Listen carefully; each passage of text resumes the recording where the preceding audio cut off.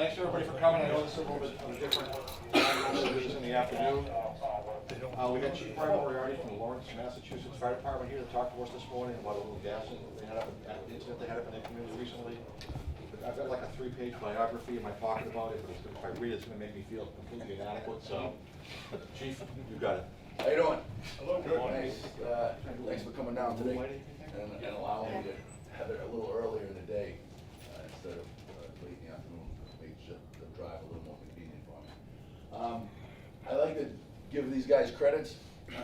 I call them whackers, but I'm a whacker myself. I say it in a loving way. These are the guys that come to take pictures at all our fires and video. For the record, camera, just, before we get too far. All right, good idea. He always scares me when he's in the room, so, yeah. But I say it with a lot of love because I like these guys and I consider myself a whack too. I actually mean it in a nice term. I go to fires a lot and watch and have for years and learn something from everybody. Is that all right, Chief, like that? All right? Whatever you want, I'm comfortable. And these guys took all kinds of pictures and video and they gave them to me all for free. They gave me all their photos so I could use them anywhere I wanted. And we've had them published in some magazines and stuff already, so I try to give them a little credit everywhere we go. So I'm going to start off just with a little video. It reminds everybody where we were, what happened. Federal investigators are looking into the cause of multiple gas explosions that erupted in 3 Massachusetts towns north of Boston. Hurricane Florence That's the him. blast left dozens of homes and other buildings demolished or engulfed in flames. 1 person was killed, and the state's governor says 10 others were injured. Actually, on-duty police Crews officer. responded to 70 reports of fires, explosions, and gas leaks across Lawrence, Andover, and North Andover. Kenneth Craig is in Lawrence, where fire crews have been working throughout the night. Kenneth, good morning. If you look in the back there. Well, good morning to you, John. One of those homes that exploded is actually right down the street behind me. To be honest with you, we are being kept pretty far back because police told me this morning many of these homes, many of these areas are still being considered active crime scenes. The Andover fire chief described the scene out here as something like Armageddon, noting that as soon as crews put out one fire, another one would pop up in the building right next door. Flames engulfed more than 60 structures on Thursday, prompting evacuations of entire neighborhoods and widespread confusion on roads. There were fires in 3 different towns, but it seems like all the helicopters inside a full car of right Lawrence. down the street from where I'm standing. This kid's name is Chimney Lionel from the house Rondon. These explosion guys were in a big fell hurry his to be the vehicle. first one to He say died something. at the hospital a few They got hours his name later. wrong. He's 18 years Emergency old. management He's officials the only believe fatality. He was in that car right gas there. lines triggered When the the house fires, blew up, but it was investigators have yet to worst reveal an explosion we official had. We had cause. enough Prior fire to buildings. these explosions, the Columbia Gas Company said it would be upgrading gas lines in neighborhoods across the state,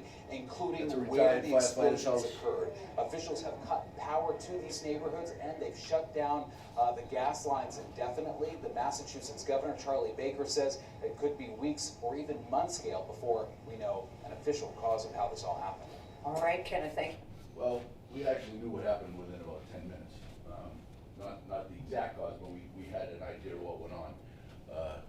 So about 4:05, 4:10 in the afternoon was when the incident began. That day I had a NERAC meeting, and then I went back to Lawrence General Hospital, where I'm a paramedic and have been working there for 29 years in the past, but I kept my cert up, so there was a little class.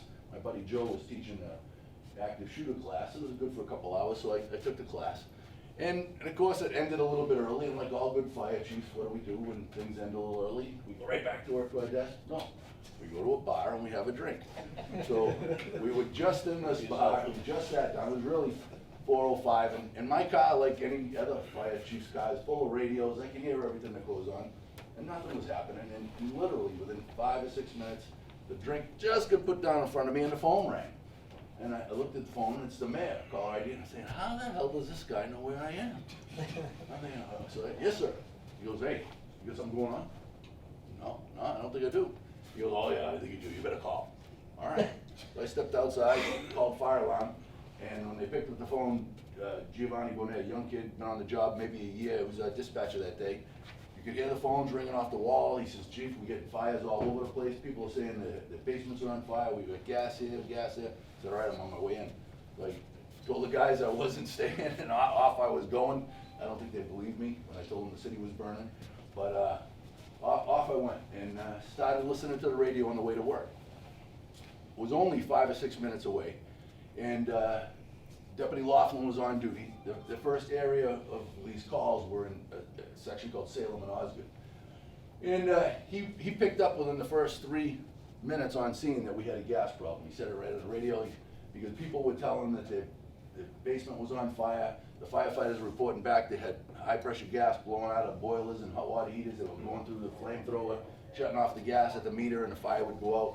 He said it right on the radio. He said, we have some kind of overpressurization event going on here.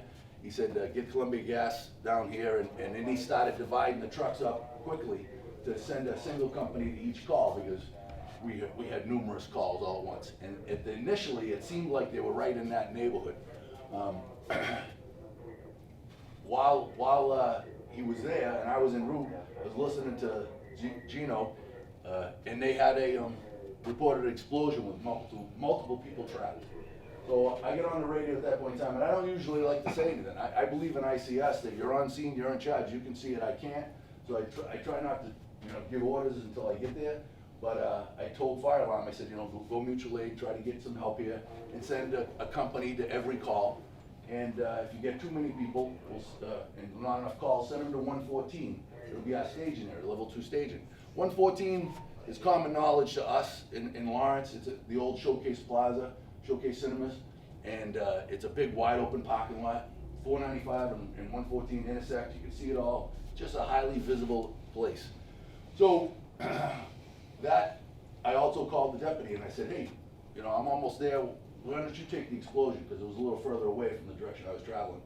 And I'll go to where you are on Salem Street. Absolutely. So we split up, we started doing calls. One of the things that happened while we're en route is we realized that there was a lot going on and things were gonna be big and bad, and we all had to just be able to handle the calls on our own. So we said a few things on the radio to try to calm people down, and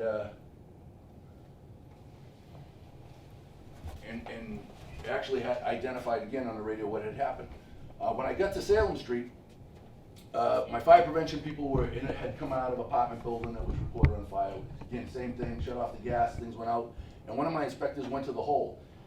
At South Union and Salem Street, which is in the neighborhood of where all this started, there was a construction site, and one of my fire inspectors went there to talk to those guys to see what happened, and that actually turned out to be the cause of the incident. What caused all this was they were upgrading our low pressure system.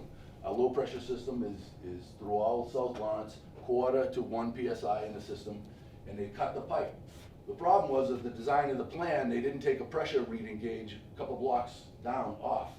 Not that company's, a private contractor's fault. It was the overall project plan that was screwed up. So when they cut that pipe, it read no gas, 0 pressure, so it opened up 14 different valves throughout the 3 communities and just started flooding us with gas. So we had a gas system that's supposed to have 1/4 to 1/2 PSI, had about 90 to 100 PSI in it. So everything became blow torches. So it was a little bit much. So this is, while I'm en route, where my mouse would go. As much as mutual aid as you can get for the 3rd alarm. Received. If we don't have addresses when they get into the city, have them come into 114 and stage. We'll have level 2 stage in there.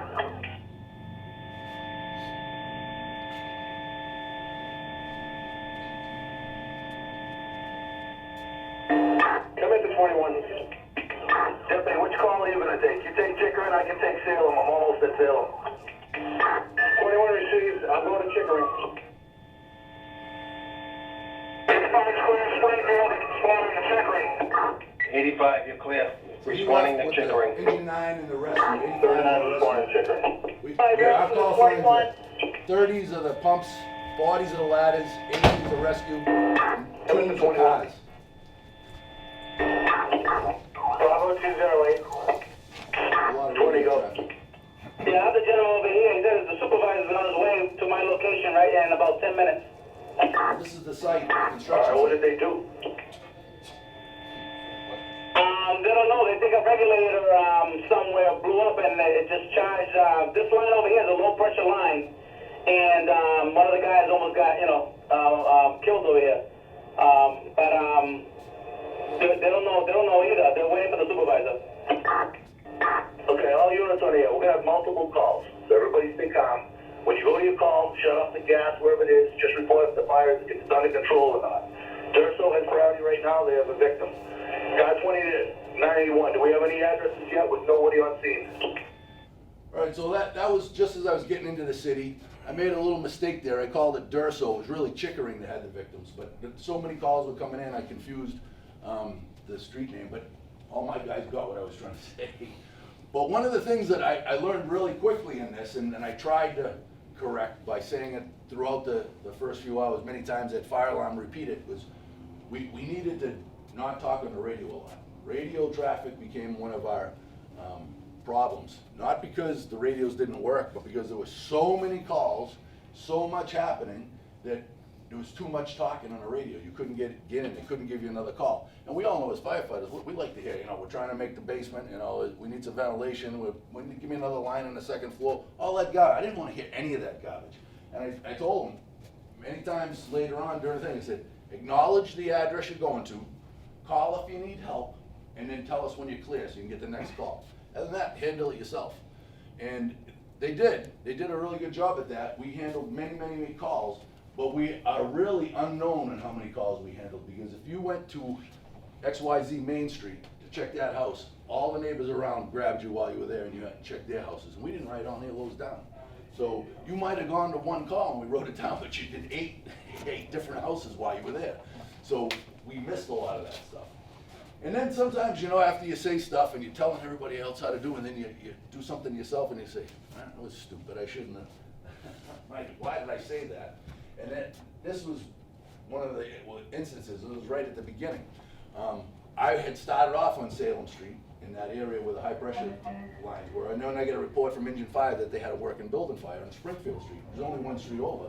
So I headed over there, and Engine 5 with Lieutenant Flynn, I don't know if you guys remember Flynn from the academy class, but he was there and he was just trying to keep it to the building of origin. He had a pretty good fire, so I got there and this is the first time I had to put my foot in my mouth.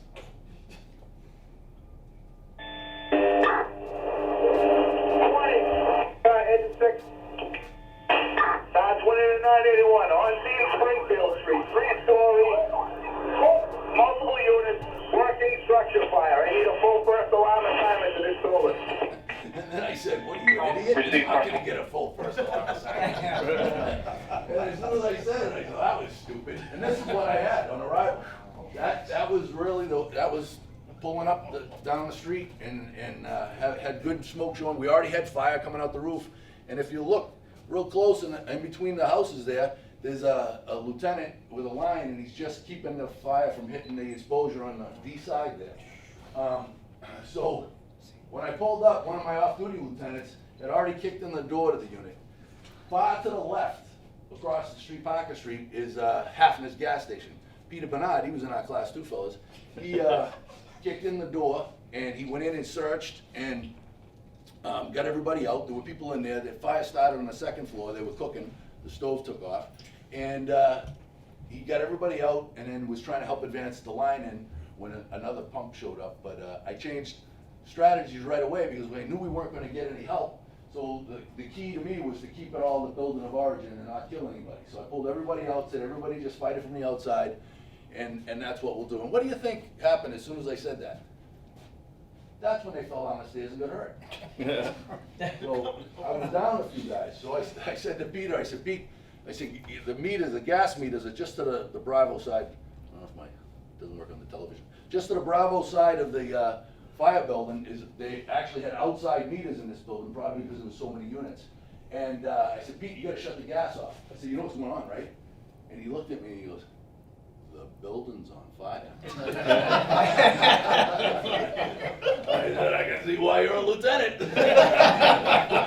So I had to really quickly explain to him. I said, no, the whole city's on fire. So we've had an overpressurization event. There's too much gas. I said, we have building fires everywhere. And to his true self, he said, my gear's in the truck. And I said, well, he goes, you want me to get it? I said, yeah. I said, full fire department recall, everybody come back. He goes, because the guys fell down the stairs and got hurt, I lost an officer, he just took that guy's spot seamlessly. work the rest of the night on engine 6. So this is what we had. Again, you can see that the line, the fire is pretty advanced, it's already coming through the roof. I did get a ladder truck, we laid one 5-inch line to the hydrant, fed a hand line and the ladder pipe. We actually put that out, and the building's still standing. We didn't save anything, they're gonna tear it down, but it did stay the building of origin. And if you notice, this is 2008. That house on the right is the same alleyway, that's the house that we burnt. And in 2008, we burnt down 14 buildings in this fire. It started in the building beyond this one, and they made the stand right there.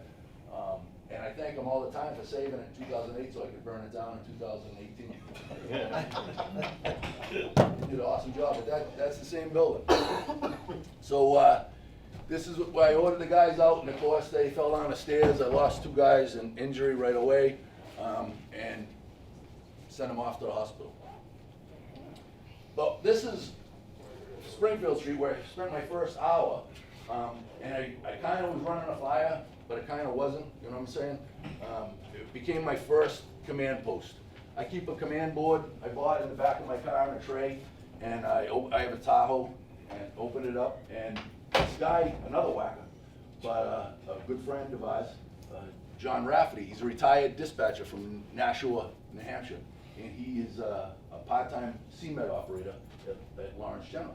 And he lives in Medina, and he goes to all kinds of fires. He was right there. He says, "Hey, Chief, you need that?" I said, "Oh, Raph, start writing things down for me. Start organizing." So we opened up my board, and he started writing down all the calls that we were going to, and who was assigned, who went to mutual aid, who was there. And before I knew it, we had 24 to 25 calls just listed right out. And my concern now is, one, just, again, keeping the building of origin, but I also wanted to get a chief officer to every other call in a crew. So I was telling fire alarm, look, because they had told me the mutual aid, Andover, North Andover are having the same problem. I said that earlier on, I didn't mention it. So we knew we weren't gonna get a lot of help. And this was a much bigger event than we were planning on. So I said, I'm not gonna strike alarms. I said, use the 10 alarm, you guys use 10 alarm cards down here? 4 alarm, all right, so we run a 10 alarm card up in our area. And I said, use the 10 alarm card all you want. I'm not gonna strike alarms, but go to the companies to the north, because Andover and North Andover are gonna take the ones to the south. I said, and just keep calling trucks until you get somebody at every fire. And I started sending chief officers as they arrived in the city to certain working fires. Like Drake, Deputy Patterson, good friend of ours, he worked EMS in Lawrence for many years, and he took Brookfield Street. And the chief of Lowell, he took a fire somewhere. I think he got Jefferson Street. But I wanted to get a chief officer so that everybody would stay out of the buildings and would just contain it and stay alive. We had a really good rapport with the Lawrence police, always have, and they were pitching in. They made hydrants, they were shutting gas off. I had one of them come up to me when I was at Springfield Street. I gave him a wrench, and he just started going down the street, shutting the gas off in all these houses that he could get in. So they did a really good job. But while we were there, we had Brookfield Street, Jefferson Street, Woodwood Drive, and Chickering Road, the explosion, all confirmed building fires or explosions. And we started to need help. So I called for 2 task forces right then and there from Springfield Street. And it was well within the first hour of the incident. And then my phone was in my hand because the mayor was calling me, or I was trying to call fire alarm in between radio transmissions. And it rang. I looked at it, and it's Paul Parisi, who is a good friend of mine. He's the New Hampshire State Fire Marshal. He says, "What do you need?" I said, "A task force." He said, "On the way." Hung up. So we had 3 task forces coming to Lawrence within the first hour. But you gotta remember, Andover and North Andover were doing the same thing. So Mike Mansfield, chief in Andover, he had called for some task forces. We weren't talking, we walked operating our own communities. The chief in North Andover, Billy McCarthy, was on his anniversary trip. He was down in Aruba. So his deputy, Graham Rowe, was running the city. And he didn't call for task forces. I don't think he realized that it was available to him, but he got most of the mutual aid. And guys were coming into the city, seeing fires and stopping. Haverhill pulled into down 125 and going into North Andover, and they came to a house on fire. They just stopped and put it out. So it was kind of crazy. Got a bit much. This is a 10 alarm card. This is what we use. Left side is who's going to the fire. The right side is who's covering the city. And then all it is you go from the right to the left. And it's pre-designated. I just told them to use whatever they want. This is Brookfield Street. It's another building fire. Another video we'll watch for a few minutes. Mouse. These are multiple homes that we've seen over the past half hour that have had either smoke or fire Did we actually from put the that top out? of the rooftop. And it seemed that initially, the very first calls came from Lawrence. So the first explosions affected about 4 properties in Lawrence almost simultaneously, at least within just moments of one another. Then the next report came from Andover and North Andover after that. And having Christina Rex sort of flesh this out for us with the idea that people in those communities are getting these automated emergency calls to get out of their homes, to turn off the North gas, Andover and Andover had sort of helps us mass understand notification how systems. widespread this may be. North and the Andover uses uncertainty rave. right now, not knowing if Andover this uses line code red. is We didn't under have one. pressure, or But if we're still when in a I was situation called where away maybe from other my lines first are initial buildings command at post, I had to risk. go to the You main have to command imagine post. that there's been an order State to Fire shut Marshal down was the there. gas lines, and They this had is the why there's gonna command be a lot of people post of without Lawrence gas Police for the there. rest of the evening.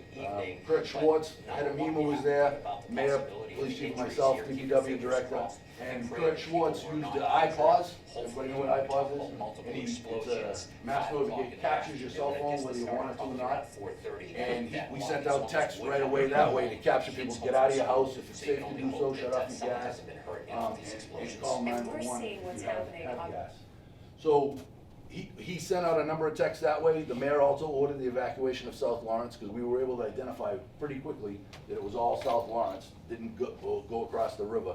And he ordered the evacuation and asked people to go north because he didn't want them to go to Andover and North Andover. So this is Chickering Road. This is the building that exploded. This young man, Lionel Rondon, was in that car in the driveway. The chimney was standing up left and just crashed right down on the car. He was with, I think, 3 of his friends that we didn't know about. I didn't find out until a good month later at the incident. They were in the car as well. And they got out on their own. They were injured, but they went to the hospital with some BLS crews. And the guys worked to get the young man out of the car here. There was also a woman, young woman, inside this house. The laser doesn't work on the screen, but she was in this area right through here. She was working in the kitchen, and she suffered some very severe lower extremity injuries. And like I mentioned, the police were good guys with us too. And my Captain Driscoll on Engine 9 was there, and they were reaching in what was left of the house to try to grab this woman and pull her out. And the cops were talking to each other, and all you could smell was gas. And he's going, "You smell that?" He said, "We could get killed doing this shit." The captain said, "Shut up and left." And they looked and they got her up, and they didn't bail, you know. So they knew that they thought they could get killed, but they stayed and did it, which is pretty cool. So, which is pretty cool. And so we continued here. This is the car. They're working to try to get him out. The guy in the white shirt is a supervisor at Lawrence General, John Lovett. He was telling me that Lionel was awake and talking to him when they got there. He had severe injuries inside, compression injuries, but he had been tamponaded off with the chimney holding him down. And once they lifted the chimney, he lost consciousness and he went into cardiac arrest. They did resuscitate him. They brought him to Lawrence General. He got pulses back. They put him on a helicopter. He made it to Boston, and unfortunately, he died on the table when they cut him open. He did not survive. The young woman that was in the house was transferred to Lawrence General. Lawrence General is a level 3 trauma center in our area. It's the only one really around. And there was a really great surgeon there. He took her into the OR. He saved her legs, and I think she's had a number of surgeries since. I think in the first month she had 3 or 4. But she survived and did quite well. The other guys weren't hurt that bad.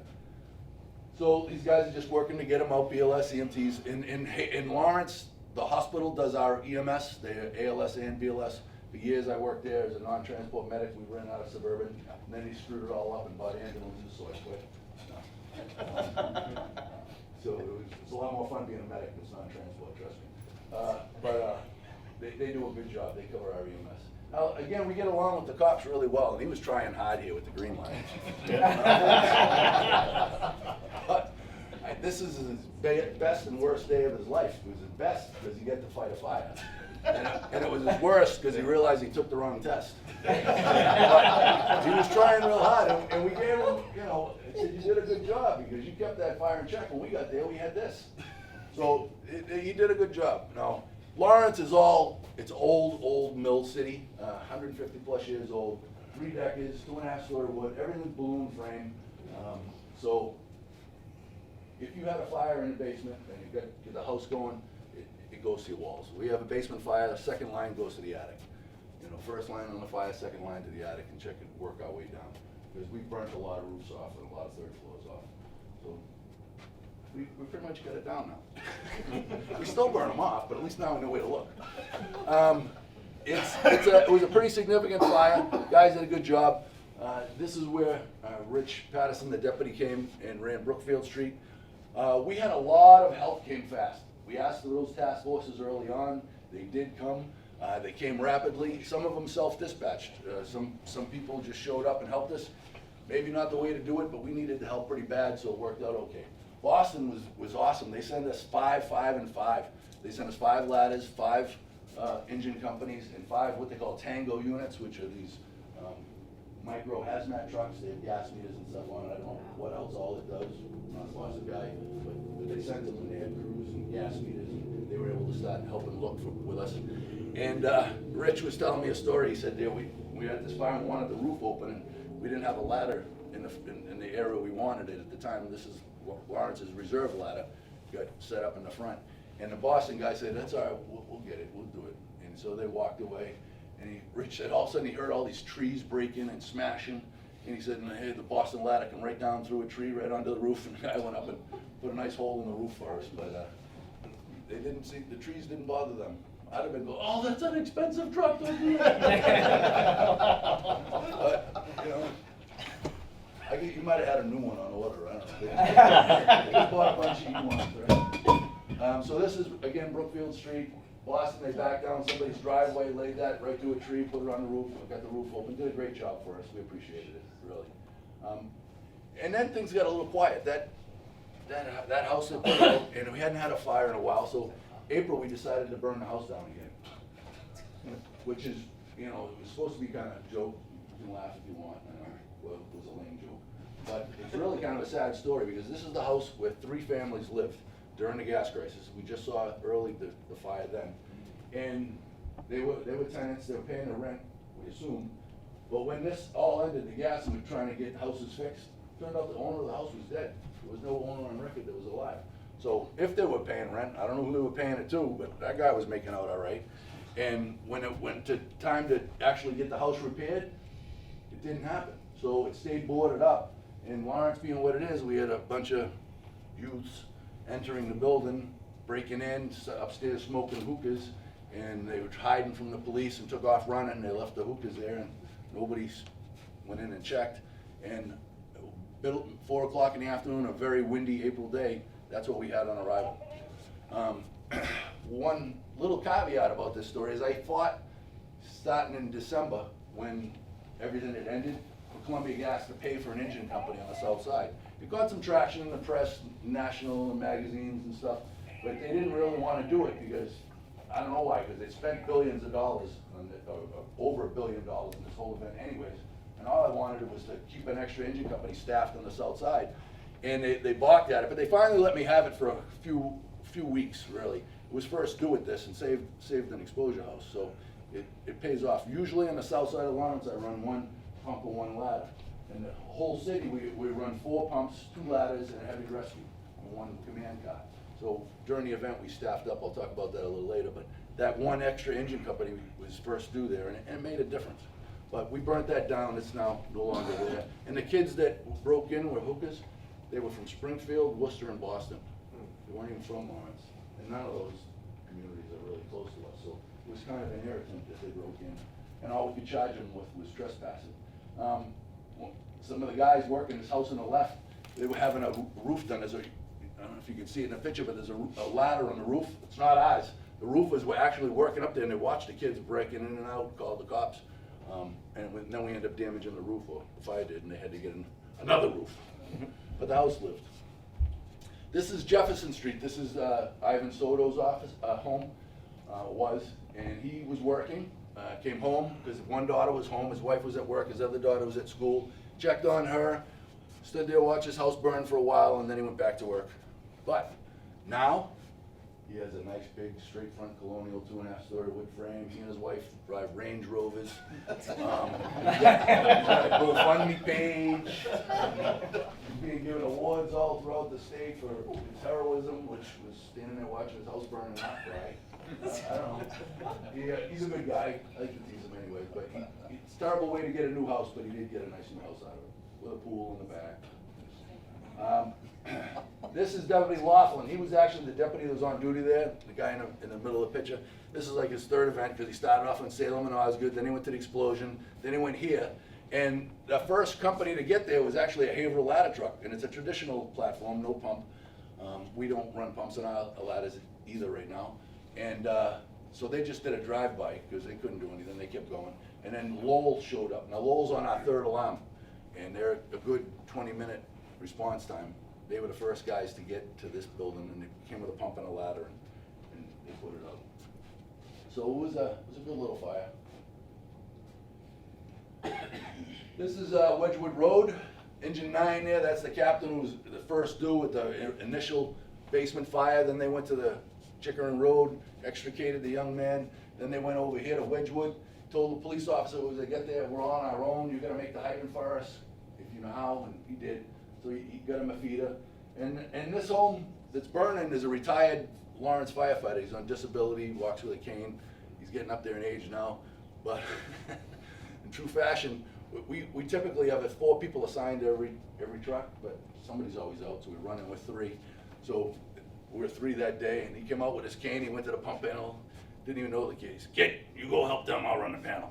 He sat there with his cane and he ran the pump. We had another retired guy, Frank Skuchevich, who's a ski, we call him, he's a little crazy. He was there lighting up on lines. And then this ladder that showed up, that platform, that's out of Salem, New Hampshire. They're on our 4th alarm ticket. So we had a lot of help fast, but still, by the time everybody got there, they were all outside fires. We stayed outside, and it was a significant blaze.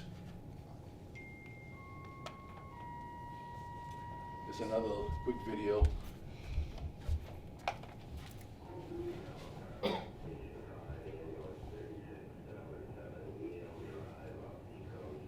Well, Emily, we're still on our way to the Lawrence area, but I just got off the phone with the police chief. I mean, Get that? You got off the phone with the police chief for fires. I love that.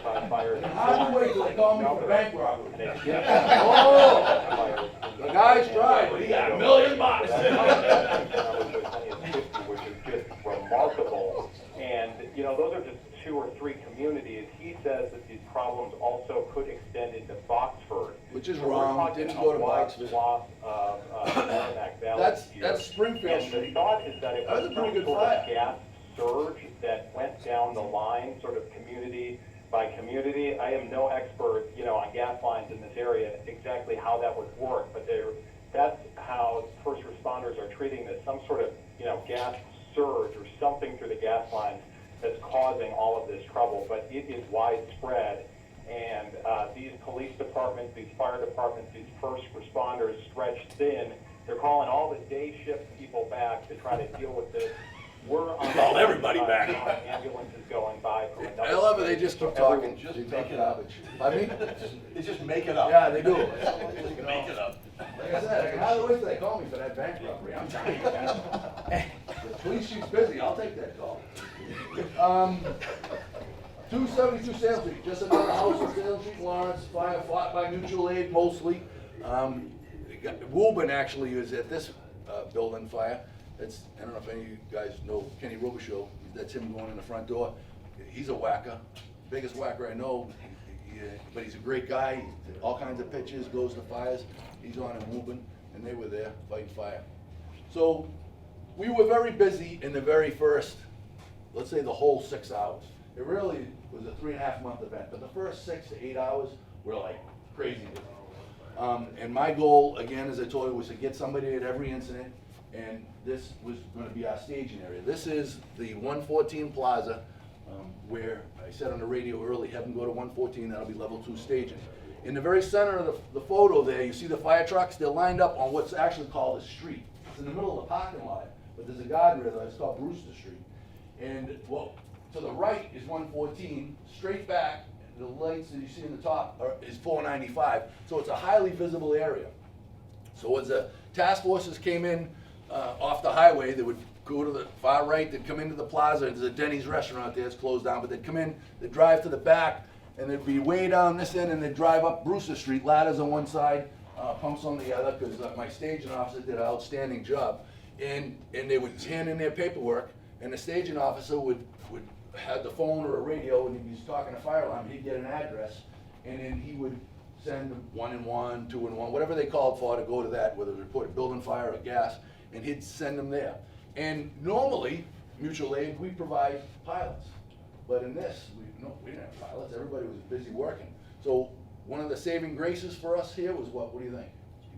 GPS in your phone. All these firefighters had their phone and typed in an address and off they went. And this is a very late picture. When we first started this, it was daylight and there was nobody there. But they came pretty quick. And these are all rehabs in the tents there, all the sparks that showed up, the rehab units. They lined up. We had porta potties on the other side of the guardrail way down here. The command posts were in this area, the trailers. And the trucks came in. This stage area, we had the porta potties, we had the food, we had a Hafner's fuel truck show up because our fire trucks aren't exactly fuel efficient. So they came and they started, we told them, fuel up, whatever you need. Hafner's just kept track of it. It didn't send the town a bill for the fuel, but just kept track of it so we could build Columbia Gas.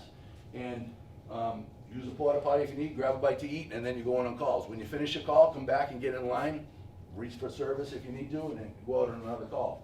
And this is where our staging started. And this is my staging officer, who's sitting right there, Joe Lapola. Joe's a paramedic, and for Lawrence General, at least he used to work there with me. And he is also a Reading firefighter. And I had him to be my staging officer, because when I got there, none of my firefighters were there. Those are all my firefighters. It's kind of late, they're taking a break now. And I said, I talked to John Lovett, I said, I want Joe to be my staging officer. He goes, no, I'm gonna give you this other guy. I said, no, I don't want that other guy, I want Joe. He's, no, you're gonna have this guy. I said, no, this guy's a wimp, I want Joe. and I say that, it's funny, I kind of joke about it, but you want a staging officer who's got some guts, who's not afraid to stand up to people, because at a big one like this, what does everybody want to do? Go to the fire. They want to go to the fire. Oh, I'll go to that call. Oh, no, pick us. Oh, no, I don't want to do that one, send me somebody else. We did not want any of that. We didn't want people to say, oh, pick and choose what you want to go to. And Joe doesn't take that kind of gruff. This is, to me, ICS is not a rank-oriented program. It's a task-oriented program. If you're trained at that task, I don't care what your rank is, if you're trained and skilled and can do that job, that's what you should be doing. So he became my staging officer, and the guy to his right, on the left of the picture there, is Larry Best. He's the Salem, New Hampshire fire chief. He'd only been taken over fire chief for a few months. Paul Parisi became the state fire marshal and left, and Larry took over, and he came down and he helped Joe immensely. And another, I think a deputy out of Londonderry or somebody also assisted him later on with radio traffic and communication. They would get the call, talk to the crew, all right, you're going to such and such an address, report a building fire. Off they go, and get the next one. And Larry would scribe and write it all down. And then Larry the next morning said, look, I wrote all this down, I can't hardly read my own handwriting. I'm taking it home, I'm gonna type it all up for you and I'll bring it back. So he took it all home, typed it all up in a computer and emailed it to me, so I had a list of all the calls that these guys dispatched out of, which was quite convenient. EMS also staged in this area. We didn't know how bad this was gonna be. We thought, who knows, We had an explosion with a kid trapped. We had people injured, our own firefighters injured, so they set up for an MCI. We had 50 ambulances there at one point, 25 ALS, 25 BLS, and they worked out the staging area. John and his crew ran staging, and they took CMed dispatches, same little run, but they have a dispatcher and a CMed operator. They dispatched for the city of Lawrence and all that, so what they would do is receive the call and just call John, and he would dispatch to the city or the other 3 communities that they protect right from the staging area. Just kept it simple, and it worked pretty well. And I talked earlier how it wasn't as bad as we thought it could have been. I think we got lucky. The problems that caused fires were what's called the standing pilot units. So when you start your stove, if it clicks, click, click, click, you get electronic ignition. There's no standing pilot there. But if you just turn it and the flame comes on, that's the standing pilot. And those are the units that started fires, because all of a sudden there's already ignition source. You go from a quarter PSI or half PSI up to 90 PSI, now it's a blowtorch. So that's where the fires originated, and we got lucky that we only had a few real building fires. And that's because people, believe it or not, had some pretty good housekeeping. If around your furnace, your hot water heater, you didn't have a lot of combustibles cluttered around, and the flames blew out just into the air, you got lucky. We didn't have a fire. But if your combustibles were all around where the flames were blowing out and started a fire going, we had a building fire. And we had a number of them, but nowhere near as many as we could have. And I still say we were very lucky just because of the time of day. It was about 4:05, 4:06 in the afternoon when this all started. If it had been after 5 or after 6, a little later in the day when there were more people cooking, I really believe we could have had a lot more fires and a lot more injuries, because people would have had the stoves on, cooking the rice and beans or chicken or whatever it is that anybody's cooking that day. And I think we would have been in a lot more trouble. The rehabs, I didn't even have to call them. They all heard it, and they came down, they showed up, they were awesome. They lined up along that mini plaza there. We had the Sparks, we had Rehab 5, we had Worcester's Canteen, we had the Salvation Army, the Red, we had EMS rehabs showed up. We had all kinds of, we had a guy show up with a trailer with a brick oven on the back from Bertucci's, and he parked his trailer there, and he cooked us brick oven pizza for 2 days. And it was awesome. Nobody complained. Oh, I don't like Bertucci's pizza. No, any more of that pizza? So they were awesome. And one of the mistakes I made was I didn't realize in the very beginning how bad our system was. In the fact that, you know, okay, we had some fires and the gas was high. We turned the gas off. It'll go back down, and we'll go back and we'll relight everything. That's what I thought initially. I had since been educated. And as soon as that pressure went up like that, it condemned every device that was connected to it. So every boiler, every furnace, every hot water heater, every dryer, every generator, everything that was residential, not commercial, was destroyed. And all the piping was now no good. So that became a much bigger event. So not knowing this in the beginning, one of my mistakes, I fully admit, in the beginning was how long are we gonna be in the emergency phase? Now, I said then, and I still say today, our emergency response was 4 days long, because we still had to get in all these buildings, we had to shut the gas off, we had to check for gas, CO, and victims. And the meters had to be shut off. So we had a lot of houses to get in, and it was 3 towns large. I'm only thinking in the beginning of Lawrence. Later on that night, when we all had the unified command, found out the other 2 towns, how bad everything was, and we worked that way. So one of my mistakes is I let all these rehabs go. And we had this group out of York, Maine, who has a mobile kitchen, big box truck, York Fire Department, 100% volunteer, and they came down and cooked for us that day. And some of my guys are pretty friendly with them. And day 2, all the rehabs were gone, but yet we still had a lot of task forces coming in. We were doing a lot of work. And I said to my guys, I said, do you think they'd come back? So they'd love that.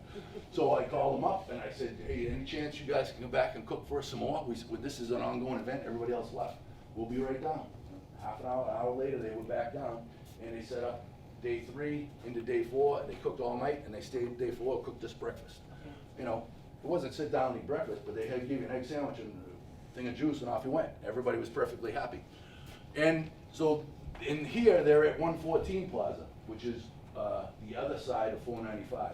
It's partly in Lawrence, partly in North Andover, and it's the Market Basket Plaza. And we took that over as well, and the staging became very large because it wasn't just fire trucks now and ambulances. It was fire trucks, ambulances, gas crews, electric company crews, police officers, DPW workers, light towers. So we took over all the plazas. And the first night, they started running out of food. And initially, when I was on Springfield Street, the National Columbia Gas guy asked me to turn the power off, and I said no. I said, turn the gas off, get the gas shut off. He goes, oh, it's in an ignition source. Yeah, they already blew up. And I said, turn the gas off, I don't want to lose my radios. Now, Lawrence, we're a duplex radio system. Has to hit all the repeaters. So I could be talking to Joe in the back of the room, but it's got to leave my radio, hit a repeater, come back and hit Joe. I didn't want to lose the ability to communicate, so I was against it. Nothing terrible happened by saying no, nothing else blew up, it didn't already blow up. But later in the evening, they called me up and they said, Chief, we're about to run out of food, we're gonna go into our credit cards to Market Basket. I said, hang on. I said, hey, Gaskin, you want to turn off the power now? Sure, kill the power. We killed the power. Market Basket guy said, look, our food's gonna rot, just take what you want. I wish it was that fun, good. Makes for a good joke, but I really want to give the Market Basket manager credit here. They did run out of food that first night, and we did shut the power off later on. And it worked out fine. The radios picked up a different repeater and it kept working. But we did shut the power off, and they did go into Market Basket with a credit card, and the manager said, what are you kidding? Just take what you need. And they walked out with carts full of food. And they never sent anybody a bill. So Market Basket's all right guy. They fed us, and all those guys. And that picture really doesn't do it justice. That's a very large parking lot, and it was full of everybody. So these are the rehabs that showed up and helped us out. I don't think I missed any of them, but you know, credit should be given to Bertucci's Brick Oven. I couldn't believe the guy stayed there for 2 days. He stayed until he ran out of dough. It was awesome. Now this was our command post. This is the State Police Tractor Trailer Command Post. They have 2 different command posts that came. The first one was their, like a motorhome, which is what Lawrence Police have there. Those were there. Then MEMA, or I don't know who voted this, governor, but they came with the big one. And that's got the 2 double wide pullouts on either side, and it's a tractor trailer unit. And this became our JSOC, our Joint Operations Command, where we had all our meetings with the governor and everything. And it stayed there for over a week. And even though we had 4 days of emergency response, I think it stayed 2 weeks, we kept having meetings there and all the work that had to go on. And this was the beginning.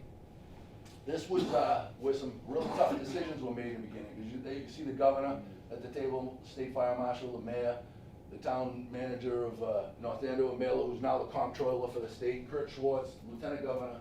The guy standing here is Chief Bask. He's the Lawrence Police Chief. This is the Chief of Andover, who is also the EMD, myself. And then these people, I don't really know, but I know some of them were Columbia Gas. Now, when we went into this, now we're in this mode to discuss what's going on, and I give Governor and everybody credit, they were all there pretty fast. We were in emergency response. They didn't know if the kid had died or not, so I had to tell them, yes, we had a death involved. That was the first time they heard that. We were trying to make everything safe, and they wanted to know what the plan was to make everything safe. We told them, I want to get in all these houses, we want to shut the gas off, check the gas seal, blah, blah, blah, go through it all. So we said, Columbia Gas, give us some maps of the system, so we know who has gas, who doesn't, what houses, because that's what you'd expect, right? You know. And they said, yeah, we're working on that. Okay, how long do we get them? Yeah, we don't really know. And then we heard this over and over again, at meeting after meeting, every hour. It's like, dude, I said to the guy, I said, you guys send them a bill every month for gas. How can you not know who has gas? And of course, they have your address and you get gas and they'll read your meter and send you a bill, but they can't tell you what you have, low pressure, high pressure. In the computer, they couldn't tell you if your meter was inside or outside. It was a total disaster as far as information goes from them. And this became very frustrating that first night, because we were still jeeped up, we're still rolling. I had all these task forces here, the gas company guys, the construction that they called in, they wouldn't call mutual aid, so they only had their own from Brockton and Springfield and the Lawrence area. And the National Grid people were there because we killed the power, and they just were inept. They did not give us the information we wanted. But we did, that night, hooked up a fire truck, a cruiser, a gas crew, electric people, and off they went in the neighborhoods. We gave them streets and just started going door to door. Not efficiently, because we didn't have a list, but that's what we started with, streets. And this is where the governor had to make some real tough decisions, but we're glad that he did, because by the next morning, he had had enough, and he declared it a state of emergency, which gives him the power to take, to do whatever is necessary to bring this situation into safe conditions, some legal jargon. Essentially just gave him the power to do what he needed to do. So he took the operations away from NiSource, which is the parent company of Columbia Gas, and gave it to Eversource. And It was a night and day change. Eversource got how to run an emergency, got how to handle a disaster, understood ICS, understood the command structure, and wasted no time calling in mutual aid and getting crews to get out there, locksmiths, digging crews, gas people, meter readers, all kinds of, and it went awesome for the next few days. We had a few other things we had to do, but it was a night and day change in the morning. So we gave the order, shut down, evacuate, and one of the other things that took forever, reading the bullet there, is we shut the gas off. It took them a few hours to get all 14 meters shut off, which was really, in my opinion, disappointing. But then the system had to bleed off. So we went from 90 to 100 PSI, and it's got to get down to 0, which is a system that usually only has a quarter PSI in it. Hours to bleed off. Hours. Took forever. And because it took forever, it wasn't really stopping until it was 0. So we didn't know where gas was going to come out, if something else was going to burn, if something else was going to pop. So there was a lot of discouraging news that way. And so we shut the power off, and all that is what we did that first night. So this is Lawrence at night. 495 is right that line in the center. Left is Lawrence, right is, as you can see, is North Andover. And I stole this off the internet, but it's kind of a neat picture. I mean, that's an urban city with no power. We see that in the movies all the time, a disaster, but that really, we shut it off. And it was an interesting event. So now we decided we wanted to repower everything. National Grid is the electric company. They were out, they were disconnecting the houses that caught fire, the houses that popped, blew up. We ended up with 5 in Lawrence that actually exploded. One of them leveled, a lot of them mostly just walls kicked out off foundations, houses shifted. And other places that they found to be inherently dangerous, they would disconnect. But we wanted to turn it back on. So we came up with a plan. We're gonna turn the street at a time, but they had to call the fire chief of that community, because now we're all working together. And they would say, all right, I'm ready to turn on Osgood Street. Okay, you can turn it on. And it was during the night mostly that it happened, and I'd be listening to the radio, and if we had a box, anything like that, I'd tell them, no more power, wait till we clear, because we're afraid that we're gonna have an electrical fire, because during the first 2 days, we discovered a lot of places that we didn't know had problems from the gas. And when they'd be in there, they'd find open electrical wires. They were afraid that once the power turned on, somebody'd have a fire in the house and we wouldn't know about it. So it was a nice slow process. And twice during the night, I shut them down, because we had 2 boxes for smoke in the building, south side of Lawrence, shut them down. The deputy did this thing, I listened on the radio. When they cleared it, I let them go back to work, turning the power on. And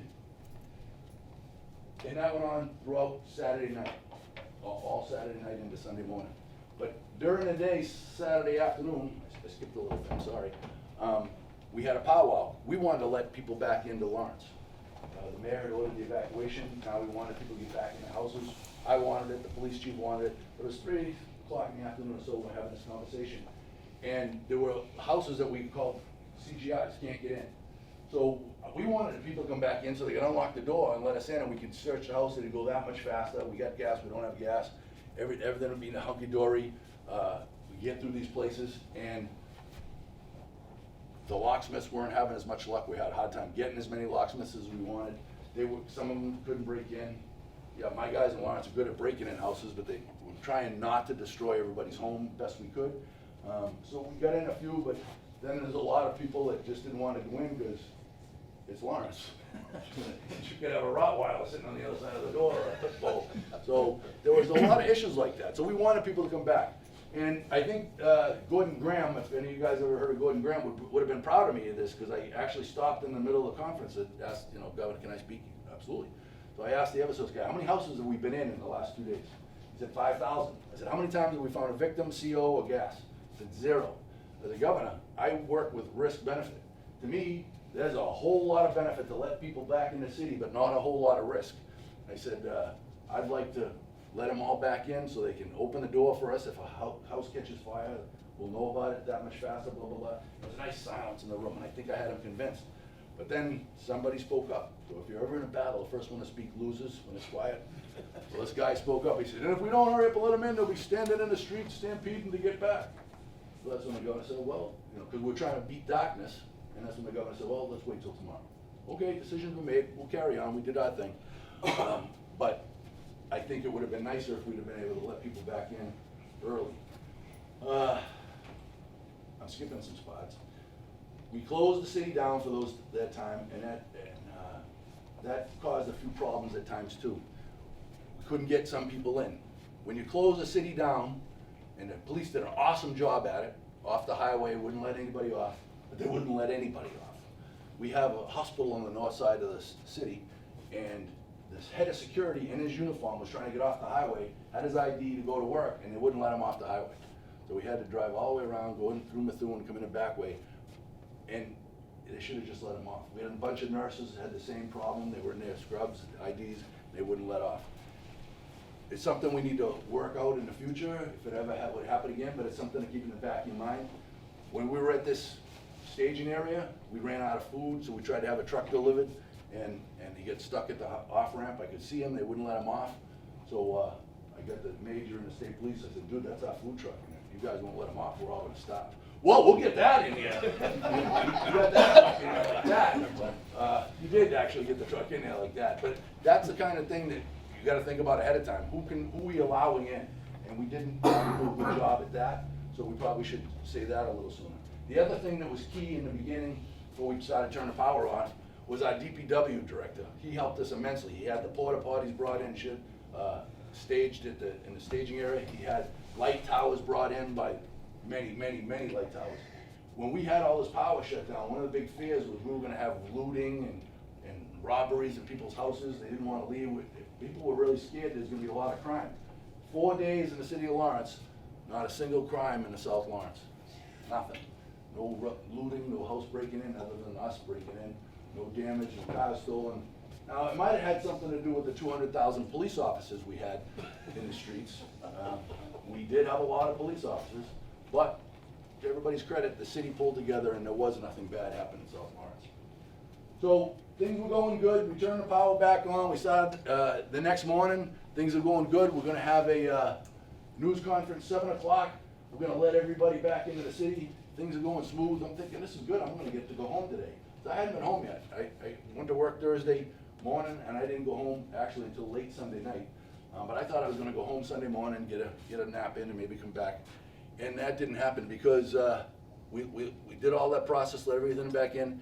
At 9:30 in the morning, we had a telephone alarm for the building fire, South Lawrence, Diamond Street Apartments. Big garden-style apartments, 30 units in the building. Woman came home, opened the door to the hallway, smoke down to the floor. So, struck the box, get there, ended up going to 3 alarms. Had one mayday with a firefighter seriously injured during the fire. We had lots of mutual aid still in the city, not the mutual aid, but the task forces. So when we struck 3 alarms, usually it takes us a half an hour before everybody gets there. We had them in 5 minutes. So we banged this fire. And the guys really did a good job, except we had a mayday. So we had in the middle of the fire, a deputy was riding with Norfolk, and he fell through the floor. So the deputy in charge, I didn't take IC away from him. He was doing a great job, smart guy, John McGinnis, and I was just kind of helping him and help do water supplies and other tasks. And I heard the mayday. I went to the door to try to help get the guy out, and he's holding his arm. I said, "What happened?" He goes, I fell through the floor. I said, "You fell through what floor were you on?" I think he's on the 2nd floor. So he goes, "I was on the 5th floor, 1st floor." So now I'm thinking, if you're a firefighter and you fell through the floor, and you're on the 1st floor that's a fire floor, what's really going on? There's fire behind, yeah, right, there's a fire below you. So I took a crew of mine, Engine 9, and we went down to the basement apartments and forced the door. And we get in there, and it was a damaged apartment, but it actually wasn't on fire, but we could see where the guy fell through. He was following the wall, feeling his way, it went right through, ended up breaking his humerus. But when he fell through, right between the void space was BX cable that had shorted out when they turned the power back on. So we had a fire brewing in the walls. Nobody knew about it until it blossomed out into the apartment, came out the back of the building, and this is what we had coming out the back of the building. So this deputy who broke his arm, he went to Lawrence General, and then he went to Boston. He had a really great surgeon there. Joe, you know his name, right? What's his name? King, David King. David King. They did a special on Chronicle or something about his operation. because it was up so high in his humerus. Saved his arm, put him back to, he was back to work. I stayed in touch with his chief at the time, and, you know, he went back to work, and for his first day back, he sent me a picture of him and his crew, and they had 3 jobs in one day. I said, well, that's awesome. So I said to his crew, because 2 other firefighters left for heat exhaustion, I said, hey, you guys have done a great job. I said, but your deputy got hurt, and he was riding the truck. He wasn't in a car, he was on the truck. I said, you lost your officer, I'm gonna let you guys head back. We got a lot of other people here. And I said, you guys can head back to your town. No, we don't wanna go. I said, but you fellas, you lost your officer in it. They'll send us another officer, we're staying. Okay. So they stayed to their full 12-hour shift and then went home with our thanks, but they did an awesome job. So this was the apartment building. Granted, these pictures are very late. It's only friendly smoke, not really good working smoke, but it's a pretty big apartment building. EMS was there, set up their triage. Now, try to remember, this is September. It's still pretty warm last year in September. In fact, I'd even say it was hot a few of these days. So we had some heat exhaustion firefighters leave that fire, and it was quite a good stop, but it was still part of the event. And one of the other things, I'm driving to this fire, my phone's ringing, it's the mayor, and he's talking, he goes, hey, is this, what's going on with this fire? Is this a gas fire? I said, you turned the gas off 4 days ago. He goes, oh, that's right. Well, what's going on? What's up with this fire? How did it go? What side of it? I said, I'm sitting in my car, I haven't gotten out yet. And he's going, maybe I'll hang up and let you do your job. Hey, thank you. and went and figured it out. And I called him back within 20, 30 minutes and told him, I said, it's an electrical fire. It started in the wall. Exactly what I was hoping and trying to fight against the day before is what happened. The electricity came on, started a fire. There was nobody there to call us. It started in an apartment, so the smoke detectors are only local. They were not connected to the system. Didn't trip in until somebody came home and saw all the smoke when she opened her door. So we had a fire. So over those 4 days, that first night, that was the fourth day, obviously the Sunday, but that Thursday night, I met with the chiefs that came up with the task forces. We're in the MEMA trailer, which became the mobilization spot where we would sit after we have the command post meetings, we go up to our own areas, and the MEMA trailer was ours. So I said, we're gonna need to keep this going for the next 4 days. This is the plan, we gotta get in all these places.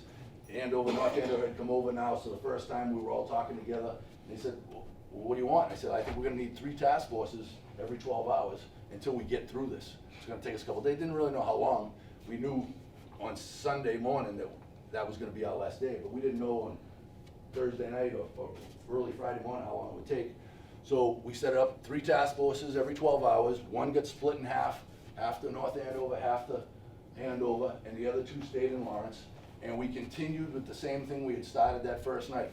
Fire truck, gas crew, police cruiser, and possibly a locksmith and an ambulance. And off they would go for the next 4 days, constantly going into homes, shutting off the meters, checking for things, checking for people, and then they finally all went home. 7 o'clock Monday morning was the end of the task forces. And in that 4-day period, we ended up with 180 engine companies, 68 ladders. Well, you guys can read. But the key there is we had over 850 people, and I say over because I figured out there's 3 on every truck. And some of them showed up with 5 and 6 because nobody wants to miss the big one.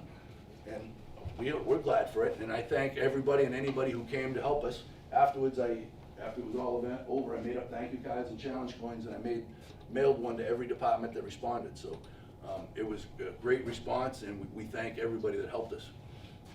But during the event, Lawrence, we ended up with 9 building fires. You guys can read the stats there, but what's important is we had 9 building fires, 5 houses blew up, 1 young man was killed. We had a number of injuries, more than the one that's listed there, but she was probably the worst. The other guys, they were treated and released that were in the car with them. Andover ended up finding somebody a little later that was hurt pretty bad. But that's what we had in Lawrence. North Andover, they ended up having 11 houses with fires in them. Their stats, a couple firefighters injured. Andover, that was North Andover before North Andover, 8 building fires, civilian injuries. One of the civilian injuries, she was found, I think it was Friday afternoon. or possibly into Saturday. I can't remember which day they found her, but she was at the bottom of a set of stairs, an elderly woman with a flashlight. What they surmised was that she fell down the stairs during the power outage because she had her flashlight and just lost her footing, fell down. She had a head injury. She was very seriously injured, in a coma at the time. I do not know how she made out, but that was another very serious injury due to this event. So in total, we ended up with 40 building fires in 3 towns. Now, that's not the hundreds they were all saying in the news, but we had fires in houses, boilers, blowtorches, furnaces, blowtorches, stoves, but 40 buildings got fired. And I gotta say, even in, let's say, Boston, 40 building fires in 8 hours, that's a lot of fires. So we had that in 3 towns. The one death, the explosions, those are just some stats. So then, that was what I consider the emergency response. That was 4 days of, we were moving and shaking, we get through it all, we finally got everything shut off, it's down to 0, now we gotta build a plan to rebuild everything. Because that first night when I found out everything was destroyed, it was like, wow, this is gonna take a lot longer than I thought. So now we're in the planning stage that following week, and we find out that there's 44.5 miles of condemned gas pipe, all has to be relayed. 13 miles of plastic pipe that they had put in already, but it was overpressurized, so they had to recertify it. So they had to cap it in sections, I don't know how they did it, but they took sections at a time, would pressurize it, see if it passes, and then recertify it. And it all passed, but they had to do it.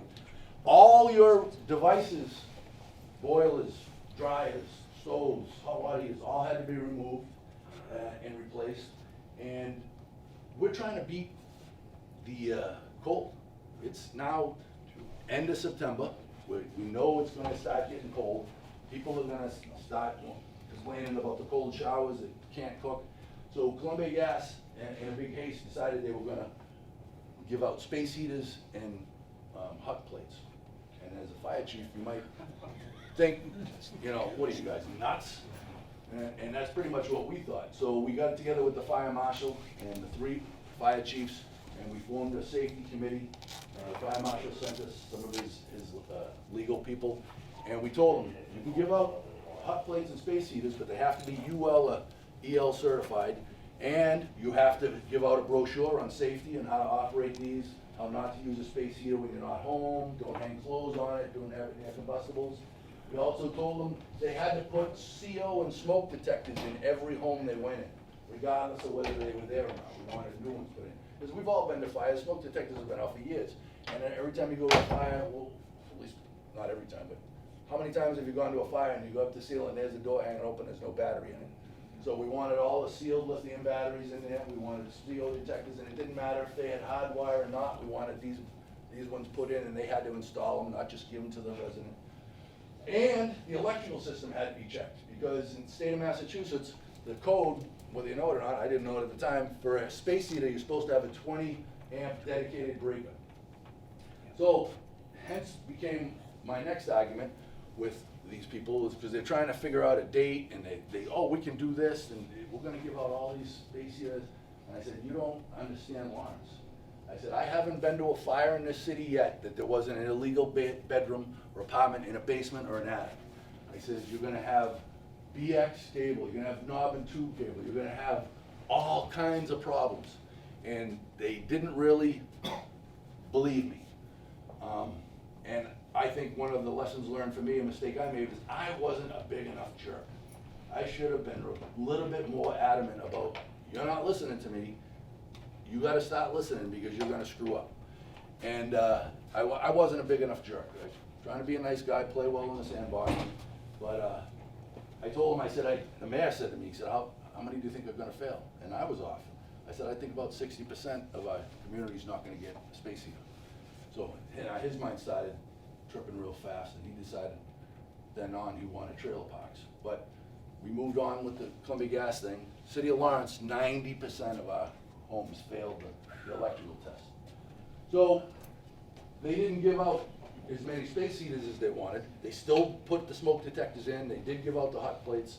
The CO detectors went in. And so I felt a little bit happier that we had some safety that way, and that helped us. But, we still had a big problem. So now they had to come up with another way to heat. So we had just told them 90% failed, that the space heaters weren't being given out, and early in the morning, I get that green picture came to my phone with a text, "Chief, what are you gonna do about this?" And there's, capital letters, exclamation point. I'm going, I don't even know what the hell it is. I'm looking at the picture, and now I gotta call the guy who texted me and said, thanks for the picture, but what the hell is that? It's a space heater. And right on it is a sticker, and it says, "Risk of fire, do not use as a residential or household heater." That's not what we approved to be put in people's houses. So I said, "Well, where did you get this?" He said, "They went out last night and started giving these, put them in people's houses. Said, this is how they're gonna heat their house. What are we, second-class citizens? Not use in residential." So now I get that going. Now everybody thinks, now we're a poor community anyways, immigrant city. Now they think we're just giving them shit, right? We don't care about their safety. So I sent my captain over to the company that was doing this, and he said, "Hey, what are you guys doing?" "Well, Columbia Gas called us last night, and they need space, they need heat in these houses, they couldn't do the space heaters, so we're doing it, we're gonna give it this way." And he says, "Well, you can't give that up, that's not a residential heater." And he said, "What's the code? Have you invested the code? How are you doing this?" And the guy was kind of a jerk to him. He said, "What, you don't know the code?" And the captain said, "No, I know the code, but you're supposed to know the code, and you're supposed to tell me what it is so that I know you know." They play this game. Well, the guy was just a jerk. He said, "Captain Delaney does not know the code." Wrote in his book, notes or whatever. So Delaney's he's smart. He calls me up. He says, "You're gonna have to come see this guy." I said, "All right." I went over. Said, "Hey, how you doing?" I said, "Where's your boss?" So he took me into his boss. The first thing I told him, I said, "This guy's a jerk. Should never talk to my guys like that. We tried to have a conversation. We've been open this whole time. You guys blew up our city. We brought Columbia Gas in, and now you didn't listen to us. You didn't follow the safety rules that we set up. You just hire this company out of the blue," and then he gives my captain of fire prevention a hard time. I said, "Send him back to Colorado, because we don't need him." And they all get into a panic mode there. I called the other fire chiefs. We ordered all of these heaters removed out of their homes that day. They never got turned on. And we sat down and said, "Look, we will work with you. We're here. We know that it's gonna get cold. We know we gotta figure something out. But you can't just do stuff like that. What happens when that little kid grabs that hot red element? Now we're all gonna be Mickey the Dunce again because we let this happen." So the Columbia Gas guy got it. He apologized. "I just was trying to do something. I shoulda, coulda, woulda." He screwed up. He took acknowledged for it. And the other guy had to keep his tail between his legs for the next 3.5 months because I wasn't gonna put up with his disrespect of my captain.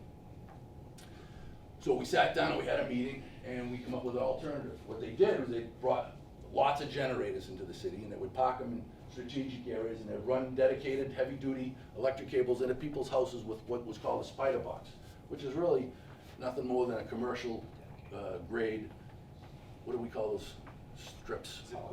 Power strip, but it's a box, and it's commercial grade, it's heavy duty, and they took the space heaters that we were allowed to give people, or allowed them, and they plugged those into that, and they gave them heat that way. And they come up with heat generators, and they ducted, plastic ducts into people's houses and blew forced hot air into a lot of homes, and kept them warm that way. And we did this for 3.5 months, right up until the end of the year, to keep people warm. And many people moved out. So that was the answer to that. But I guess my whole point of bringing this up is, this is our city. We're there, and these guys are just ignoring the rules and saying, we'll do what we want. We needed to stay on them constantly. So we did a lot more preventive inspecting, and we're out and did a lot of watching after that. So housing became an issue. All these contractors, now Eversource is in charge, they're bringing all these contractors, and we had gas people literally from California here. They were working at the Bailey Street Fire Station, another nice little add-on I got. But we were working there, and they were from CG&E out in California, and it was before they blew up Paradise, California. So they worked for a couple of weeks, and then they had to leave and go back because the governor called them back because Paradise burned. And but the whole point was there were lots of people here. And now people wanted to move out of their cold houses. So Columbia Gas set up systems where they would come in and winterize your house so you wouldn't have broken pipes. They would get hotels and motels for you, but they hired a cruise ship and they parked it in Boston Harbor. All the contractors worked in the cruise ship that was parked, lived in the cruise ship that was parked in Boston Harbor, would get trucked back to Lawrence and Andover, North Andover every day. And that's where they stayed. But we also set up, everybody remember the old Malden Mills fire we had in 1995 in Methuen, Lawrence line? That destroyed the place, but they built a fairly new mill, but modern mill, years later. They sold off, it was empty. Coincidentally, it was empty, and we were kind of lucky it was empty, and it's actually pretty clean. So they hired Emergency Management, this shelter company who does these, tornadoes and hurricanes and floods all across the country. That's all they do. And they came in there and they set up a 1,000-bed shelter, and they did it extremely well. And I think, of all the things that I saw that went on in those 3.5 months, these guys were the most squared away guys I ever saw. They were all retired all retired military, police, fire, EMS, nurses, and they were uniformed BDUs. They had their own ICS structure set up in an office. They had rooms set up for mothers who were breastfeeding. They had separate dormitory areas for men, women. They had a kitchen set up, and they were feeding people. They had showers, handicap showers, regular showers, generators all set up outside. Most underused thing that happened there, the whole time maybe 12 people stayed there. But they were afraid that during the cold snap, all these people would suddenly say, I can't stay in my house anymore, I need a place to go. So they kept it there as a backup. But the food that they cooked, they didn't just cook if you showed up. They were planning on food. They cooked food for every day. Nobody showed up, they gave it to the shelters in the city and fed a lot of people that way. So it didn't go to waste like you think. And I went in there for lunch one day, it was awesome, good food. But we were also, have a lot of elderly housing in affected areas. So we had to get portable showers set up there. We set them up at the elderly housing, gas powered, electric, and we moved them to some of the schools because we had showers at the schools set up in South Lawrence. And then we were also heading on November, and Thanksgiving was a big thing. And they originally wanted to be done for Thanksgiving, but they knew they weren't going to get that. So these people are now kind of pissed. How can you're going to wreck my Thanksgiving meal? This is New England. But Brian, out loud, I can't cook my turkey. You didn't do it. So what do? They contracted with Tuscan Kitchen out of Salem, New Hampshire, and they made box meals, and in a box would feed 4 people and a pie. They also set up at one of the trailer parks you'll see in a second 2 giant tents, the kind that if you were going to have a wedding, you'd rent, set up beautiful tents, tables, tablecloths, decorated, wait staff, beautiful, and they had sit-down meals there if you wanted to go for a sit-down meal. If you didn't, you wanted a box lunch, you went over, you drove in your car to the Elks, South Lawrence, big parking lot area. And the cops had a funnel system set up so they'd come in, be 8 or 10 wide, and eventually get down to 2 to 1. And you get up to your car and they say, how many are you feeding today? 6. So you get a 2 in your windshield, little plaque, okay? So we always rounded up, 4 meals to a box. That's the only box we had. You had 6 people, you got 2 boxes. So you drive around, and all of us volunteers that day, we're at the tent with the tractor trailer was dropping off all these boxes. A car, we'd pull up 8 or 10 cars at a time, slide them up, 2, and we'd all get a box, put the 2 boxes in the car with a pie for each box, and off you go. Never had to get out of your car. We fed over 25,000 meals. And I was told by a number of people who ate, they were pretty good meals. It wasn't a bad box Thanksgiving meal. It was actually very good. They also had the sit-down meals. You could come sit there. And then the Relief Inn in Lawrence is a firefighter-owned club. It used to be a Knights of Columbus. We had a really nice big building. We had a hall there. We rented out. The firefighters, some were off duty, not many, as you'll see how many I had to be off duty. Cooked for all police, fire, and EMS that were working that day, so we could go into the reliefs and sit down and have a meal and not have people staring at us saying, when am I heat coming back on? So we were just there to protect people, and they did an awesome job, and everybody fed really well. Every day we had phone conferences. And I mean every day, Sunday, Saturday, Sunday, every single day of the week, we had phone conferences. They'd email us this, started off like a 20 to 25 page packet, and this is just one page in it, and they would talk about how many plumbers they have, how many electricians, how many feet of pipe have they replaced, how many of the other pipe has been recertified, how much housing do we have, who's living where, not by name, but like how many people, 25 people in this trailer park, there's 100 in this one, And we would do this every day, and this is just an example of the pages that would go out. And we'd sit through the conference, and the conferences started off in the afternoon, 4 o'clock. When they first started, until the system got going, we were spending an hour and a half on the phone every single day in the conference, over and above all the other garbage we were doing. And this is what we were built in Lawrence. This is the South Common. This trailer park here ended up with 275 trailers in this one common. And what they did is they also built, this, the point is not working real good, down in the bottom right picture, you see the longer tents there? They sent those up. One was for police and fire, so we could have an area stage. One was at check-in. You wanted to come in, you had to come in at a gate. You couldn't just walk in and pick a trailer. You had to come in, get assigned a trailer, register your name, and one was for their own security. They had private security that they hired as well to perimeterize this. And we needed to have a system, so we come up with, you know, A, B, C, D, and then 1 through whatever. So we got an issue in trailer C20. So we go to C aisle and trailer 20. I kept the spacing big enough, even though that there's two backed up to each other, each one of these aisles was big enough to drive a truck down. But I didn't think I was gonna drive a truck down, and didn't wanna have to drive a truck down, so I pleaded, I don't have any equipment, I need help. And we had bought hose, and I pre-deployed hose lines at the center of each aisle on both streets with a 2.5, and then broken down to 1 3/4, so that we could at least get to the middle from each end, so a truck could just pull up to the street, connect, the guys on detail would have the line stretch, and we would just try to keep it to the trailer involved, because we weren't fully equipped for any of this. So this is just another picture of the trailer park. This is the same trailer park, but now we're looking north. This is everybody heard of Sal's Pizza, Salvatore's, he owns all that mill, and on the other side of that is the Merrimack River. That's North Lawrence. That water tower is North Lawrence, Prospect Hill. This is Pemberton Parks, the only trailer park we had in North Lawrence, and it suffered the least damage, but that's because it's a paved parking lot. But these became issues of their own, these trailer parks. They had to have water, they had to have electricity, they had to have heat, so we had to have propane. So it was getting cold. Trailers have 2 25-pound cylinders of propane in the front of them. Well, that's what they gave them. Some of them come bigger when you buy your own, but they didn't come with propane bottles. So they contracted with the Blue Rhino, and they had 2 25-pound cylinders on every trailer. We had electricity running down through the lines of all the things. They had to pump in water, they had to pump out black water, gray water.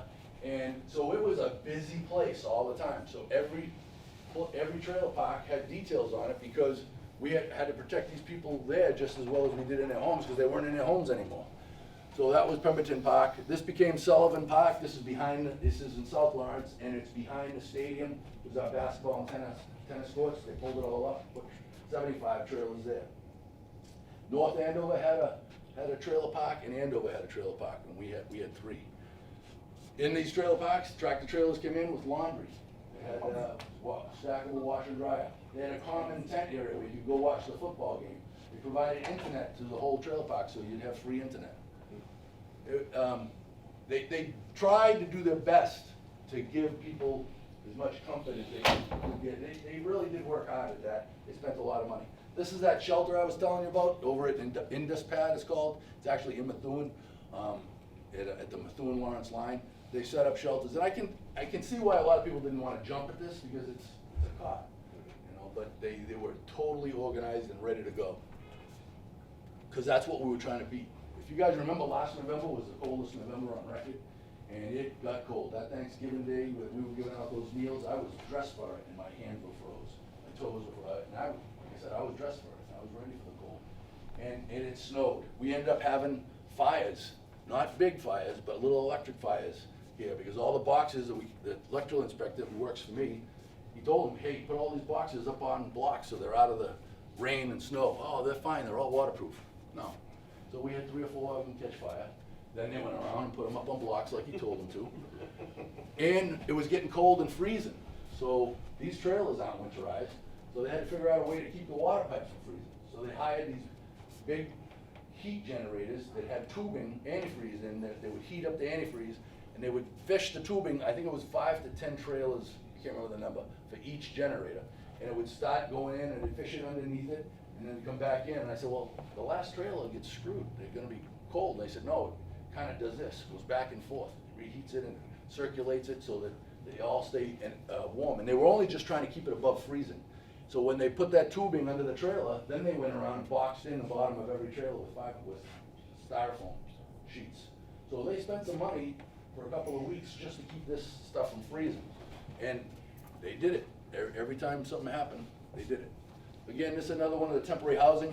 When they moved all the contractors to the yacht cruiser, they took all the motels, hotels they could, and they did it in 5-mile increments. So you lived within 5 miles of one of the city, or 10 miles, or 15, or 20. And they tried to keep you close. But they also gave you passes for Uber and Lyft. They had no, because there's no parking in these trailer parks, so they had things set up that way. You still got to go back. Your kids were living 20 miles away. They arranged transportation, bring your kid back to school, so you could go where you know. They didn't want to upset your life, so they did the best they could that way. This is what we spent, estimates of what they spent. I get this from MEMA, in housing. So the trailer parks cost them over $50 million. The hotels were $65 million. The congregate shelter was $30 million. So they had well over $150 million, and these are pretty rough estimates just for housing. They spent over $1 billion in this event, but they're owned by NiSource, who's an $8 billion company. So one of the things that we benefited by is if we had and you guys down here probably had it, the natural disasters, right? The bad storms. You gotta keep track of all your spending, all your bills. You gotta do it on the right FEMA forms so you can submit for a declaration of disaster. We didn't get a declaration of disaster because we had a bank. Columbia Gas was our bank, and they bought and paid for all the stuff. So they are insured by Lloyd's of London, and I was told that they had to hit a certain mark before they got it back, and they definitely hit that mark. So now this was what went on, the trailer parks, the housing, they winterized houses, they did all this work, but we still had a city to protect, and all the people that lived there. Now Lawrence is only 7 square miles, and 1 square mile of that is water. The Merrimack River runs through us, cuts us in half. And it's an urban city. I don't have brush trucks, I don't have things for grass, we don't have that stuff. We're fire trucks, pumps, ladders, we don't run the ambulance, we do the ALS criteria, EMS calls only, we don't go to earaches and nosebleeds, we just don't do that. But I also don't have a great big budget. As any fire chief, I need to tell you, most of your budget is payroll anyways. I don't have a whole lot of extra cash to all of a sudden make up for this. So I said to Columbia Gas, I said, I need some more equipment. I needed that hose for the things, I needed radios, and I needed some UTVs, or a UTV. I was trying to build a trailer park.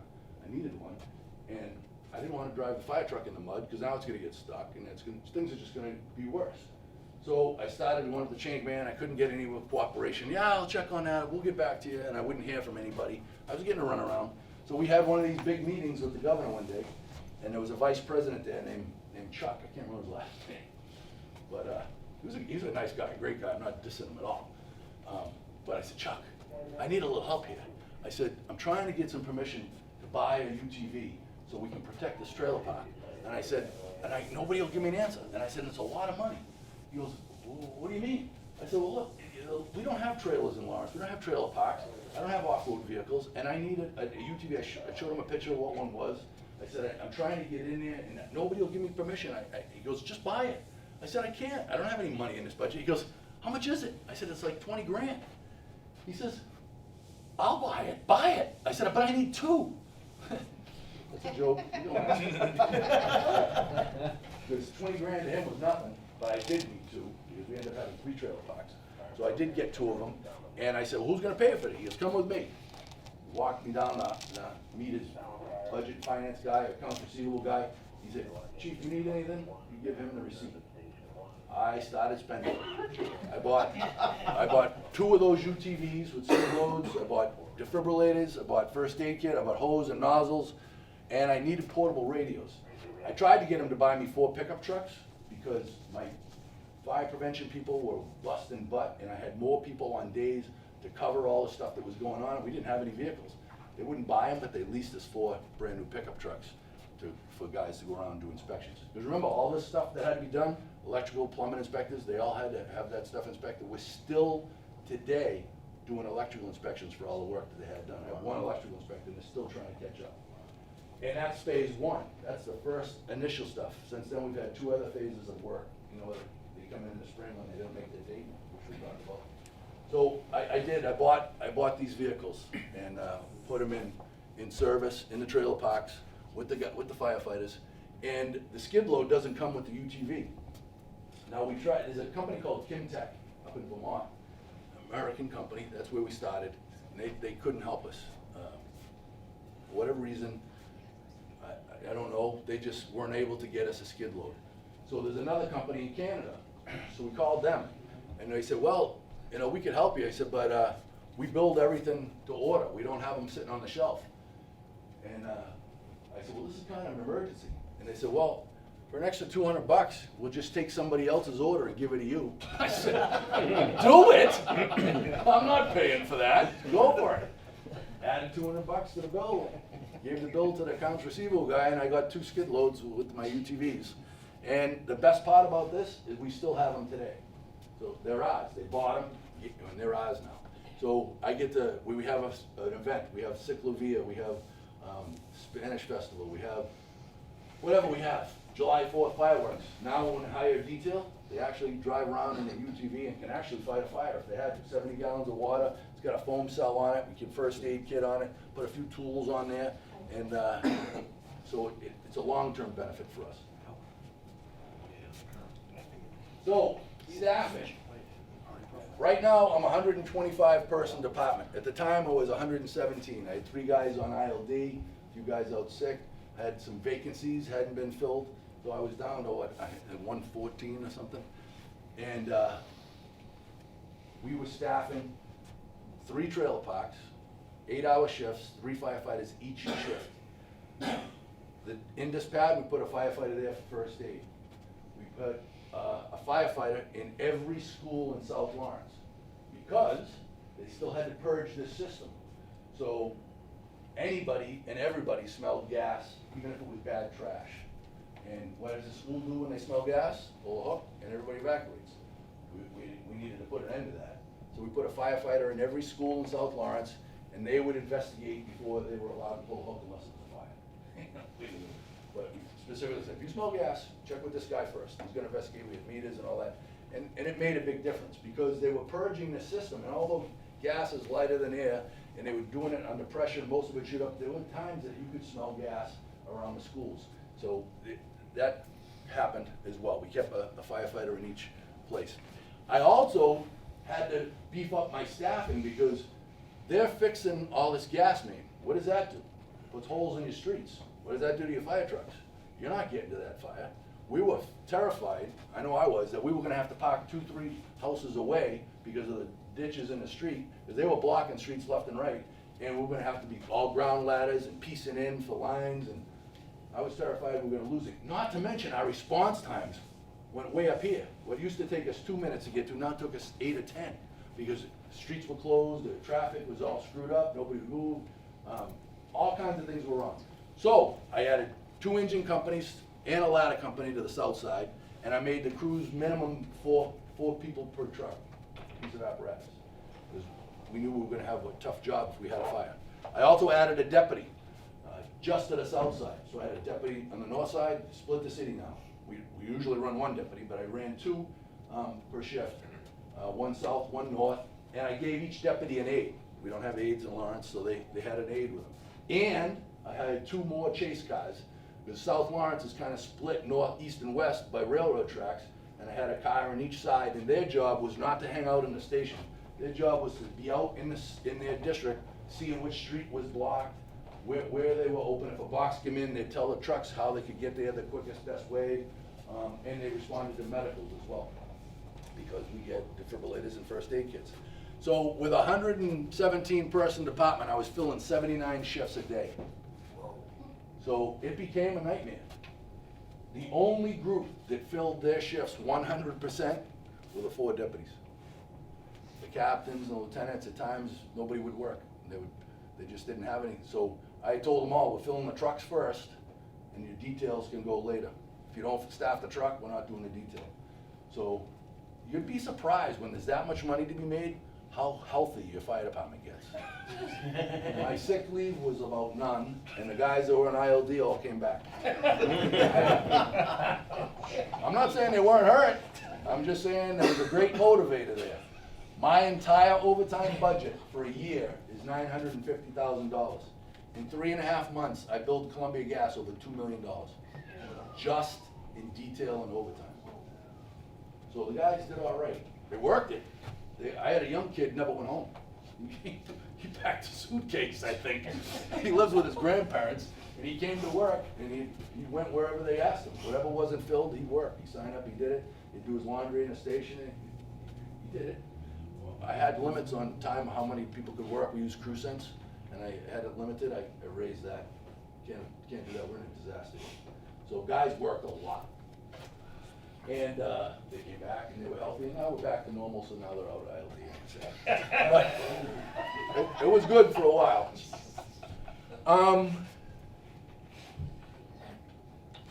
Estimate the relights. This is where, again, I regret not being a bigger grumpalumpagus when they wanted to say, oh, we can be done by November 19th.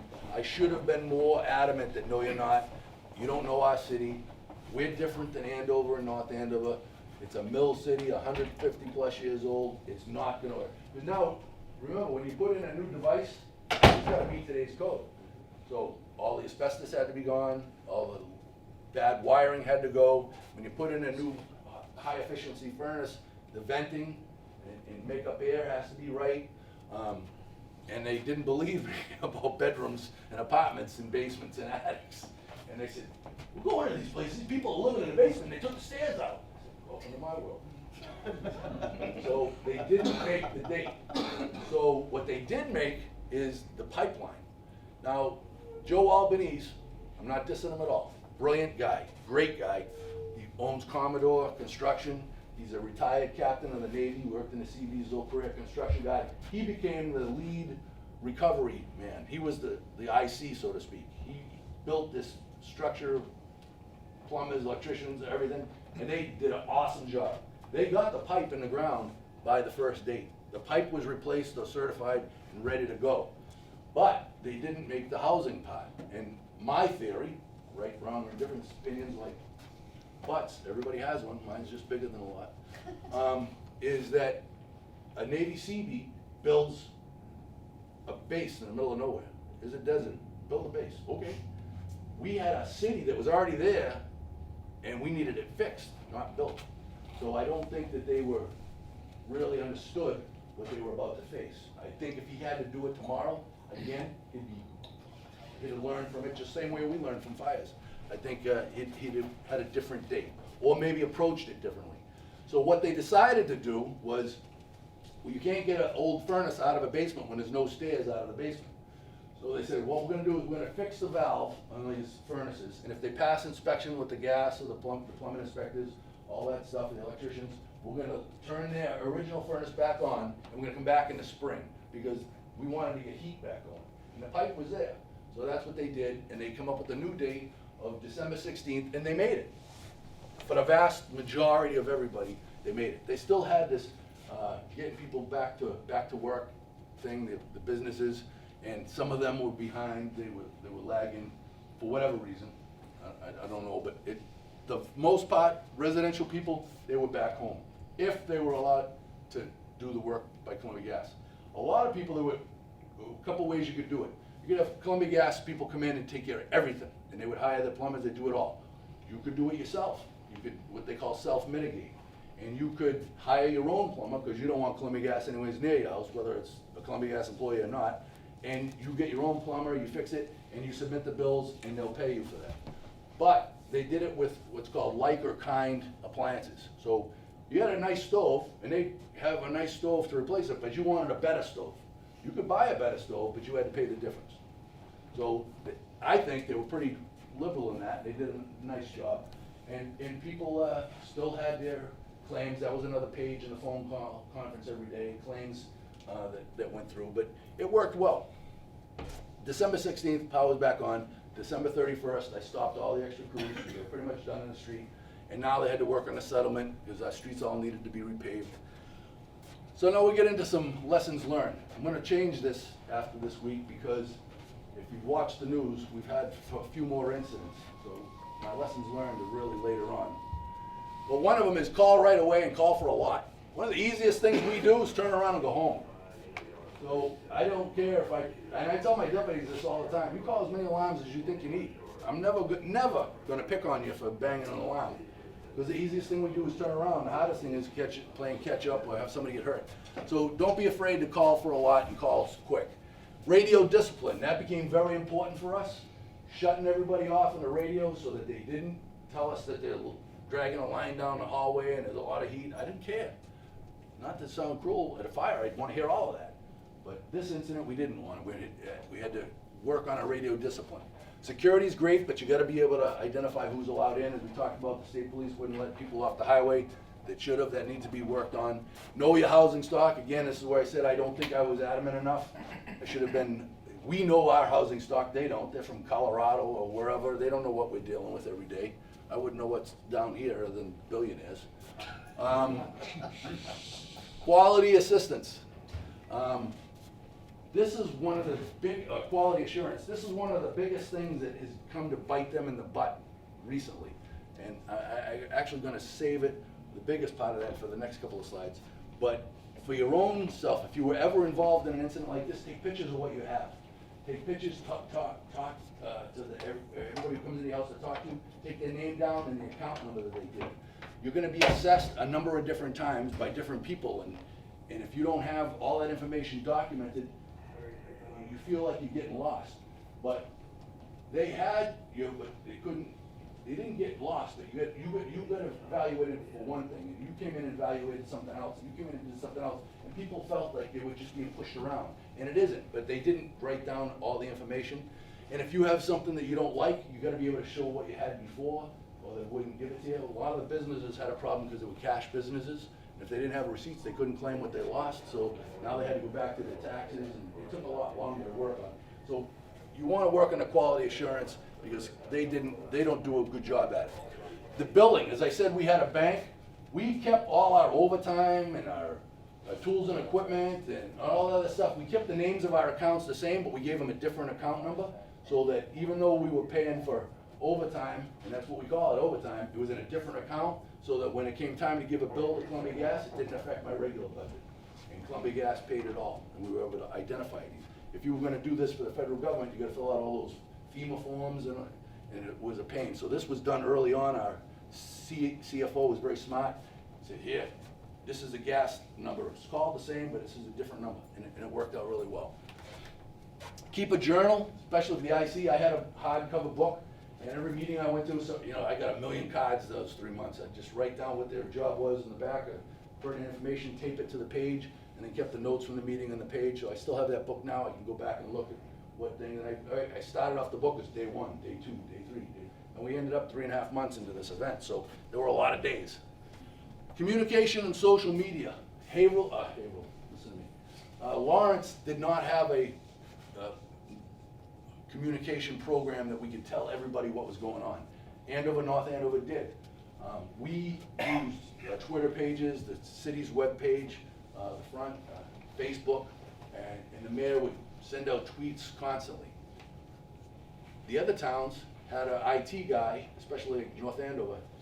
When they set up their emergency response, the IT guy all day long was sending out updates. He would scan those brochures, he would send them out to people. They posted them so they could see them. We now use Code Red so that we can send out emergency notifications. The downside to it, and any of these systems, is it only has the phone numbers that are in your public domain. That's what they have. Otherwise, you have to sign up for it. We did not get a lot of people signing up. I'm still getting people to try to sign up. Not a lot have, and we had to use it. And I used it already just 3 weeks ago now. We had another gas leak, which we'll talk about in a minute. But I sent out a Code Red for the neighborhood to evacuate that neighborhood. So I do think they're very worthwhile. I applied for a grant. got the grant, and we now have Code Red paid for the next 2 years. This is a quick video of a little bit of the fire. One of those guys, the whacker gave me, I said, of course I'll play it. I'm not gonna play the whole thing. It's really just the one police officer's home.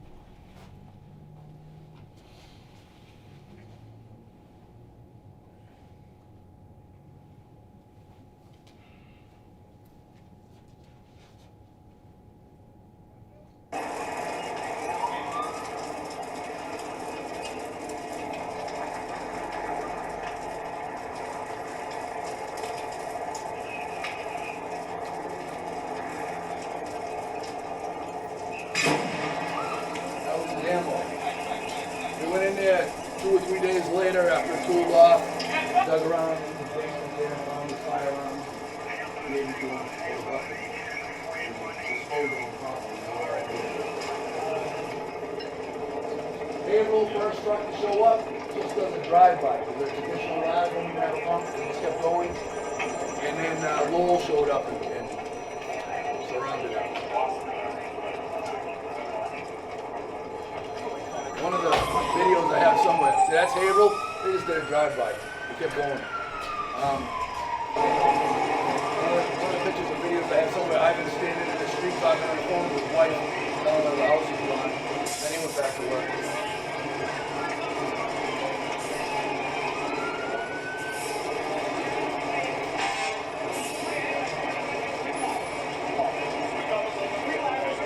Roll out of food, come watch the watch. A bunch of guys that work hard. But this used to be the end of my presentation. And then things get crazy. But this is the staging area where it says thank you responders. That's at Brewster Street right in the center. And the EMS and the other vehicles and the command post. I guess a helicopter was out there at night or somebody had a drone, I don't know. But on 9/11, we were, as mayor, the town managers were notified by Columbia Gas. 9/11, significant date for us, right? Oh, by the way, we have another problem. We're gonna have to go back into some homes. So on 9/13, the fire chiefs and all the department heads, we're all told, we have another issue, we have to go back into homes and start checking pipes. 9/13 is the actual date of this gas emergency. These guys had no clue about PR. I mean, they told us the exact anniversary date of the gas explosion, and by the way, we screwed up, we gotta go back into people's houses. And they knew in August. I fixed this slide, because yesterday I spelled new, N-E-W, and Joe said, you're an idiot. I fixed, now it's new, but, they knew in August. Didn't tell us until the actual anniversary of it, which was kind of stupid.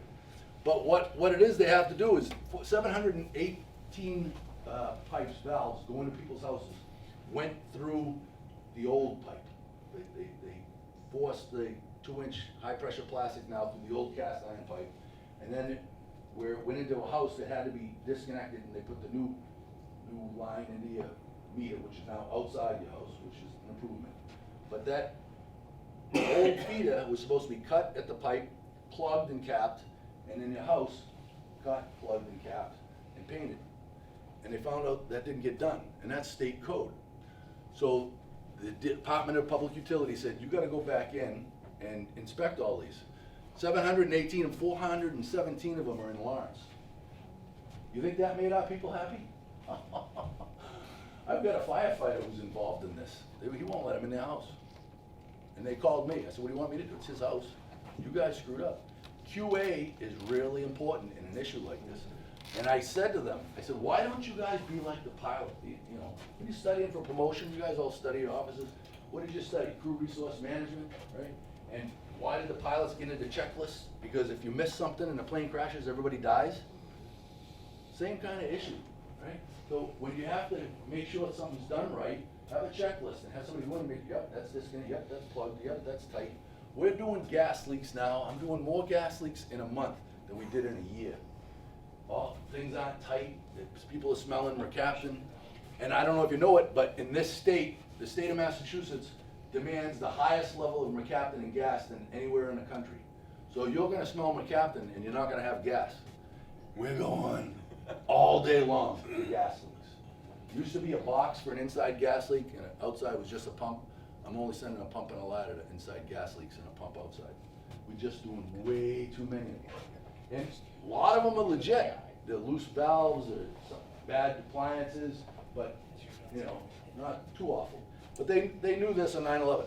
So this became phase one of the pipes that they had to fix. And then, September 27th, 3 o'clock in the morning, my phone rings. I get called for all working fires. I don't have to go, but I told them I want to know if we have a working fire. I want to know if my guys go mutual aid. If they go mutual aid to the fire, I go with them. And I just get up and listen. I want to hear how the fire's going. I go to second lineman grader. So they call us, Chief, we got a gas leak that's pretty bad, and the deputy wants you to call him. It's 3 o'clock in the morning. I've never had a deputy. I have pretty good deputies. We're a pretty busy city. They're not idiots. I trust them. He says, the deputy wants you to call. So I call him up. Yeah, what's up, Jack? And he goes, and I can hear it when he answers the phone. I can hear the gas like a jet engine in the back. He goes, we got a high pressure gas leak at Salem and South Broadway, South Lawrence. And he goes, there's gas everywhere. I've evacuated a bunch of blocks, but I think we're gonna expand it, and I think I'm gonna go to a third alarm. I said, go do what you gotta do, I'm on my way. So I headed in. The first gas disaster in September, we had fires and explosions. Not once did I smell gas. Last month, all I could smell was gas. It was everywhere, and we were getting explosive range gas everywhere.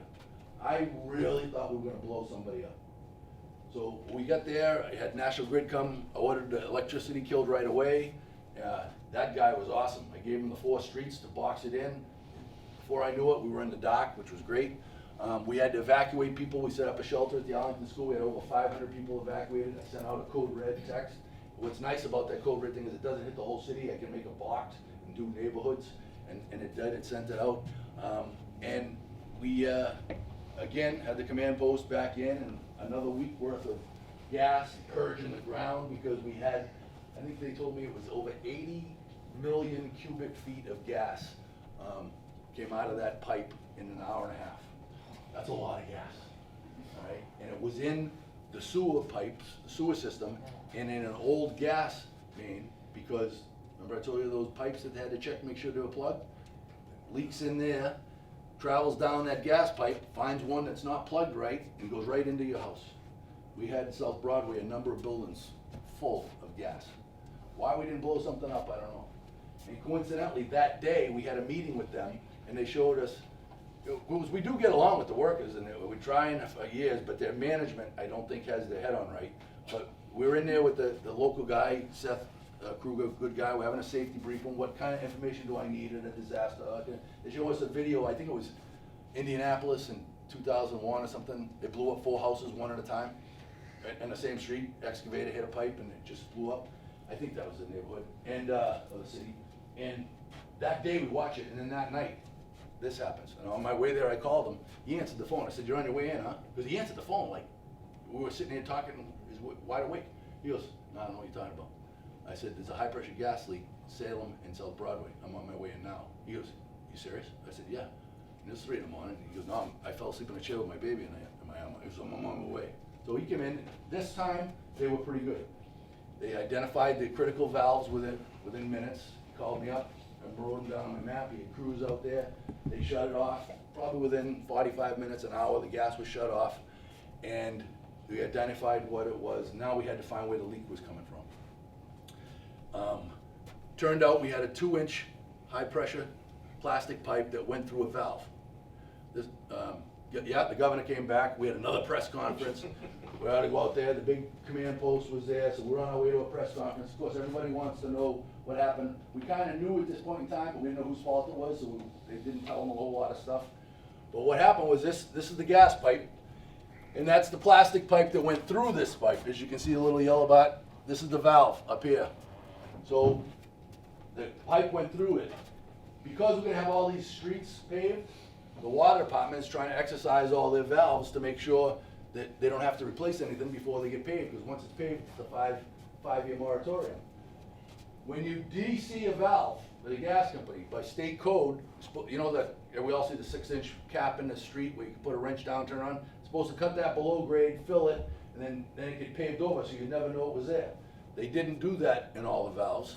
And when the guy for the water department went out finding the mains and the things, he marked that as a water valve. Middle of the night, the cop was doing the detail with the guy, they put the wrench on there, and it's connected to a truck, it's not hand turned. Connected, cut that pipe right in half, started going to the next one, the cop says, I smell gas, you smell gas?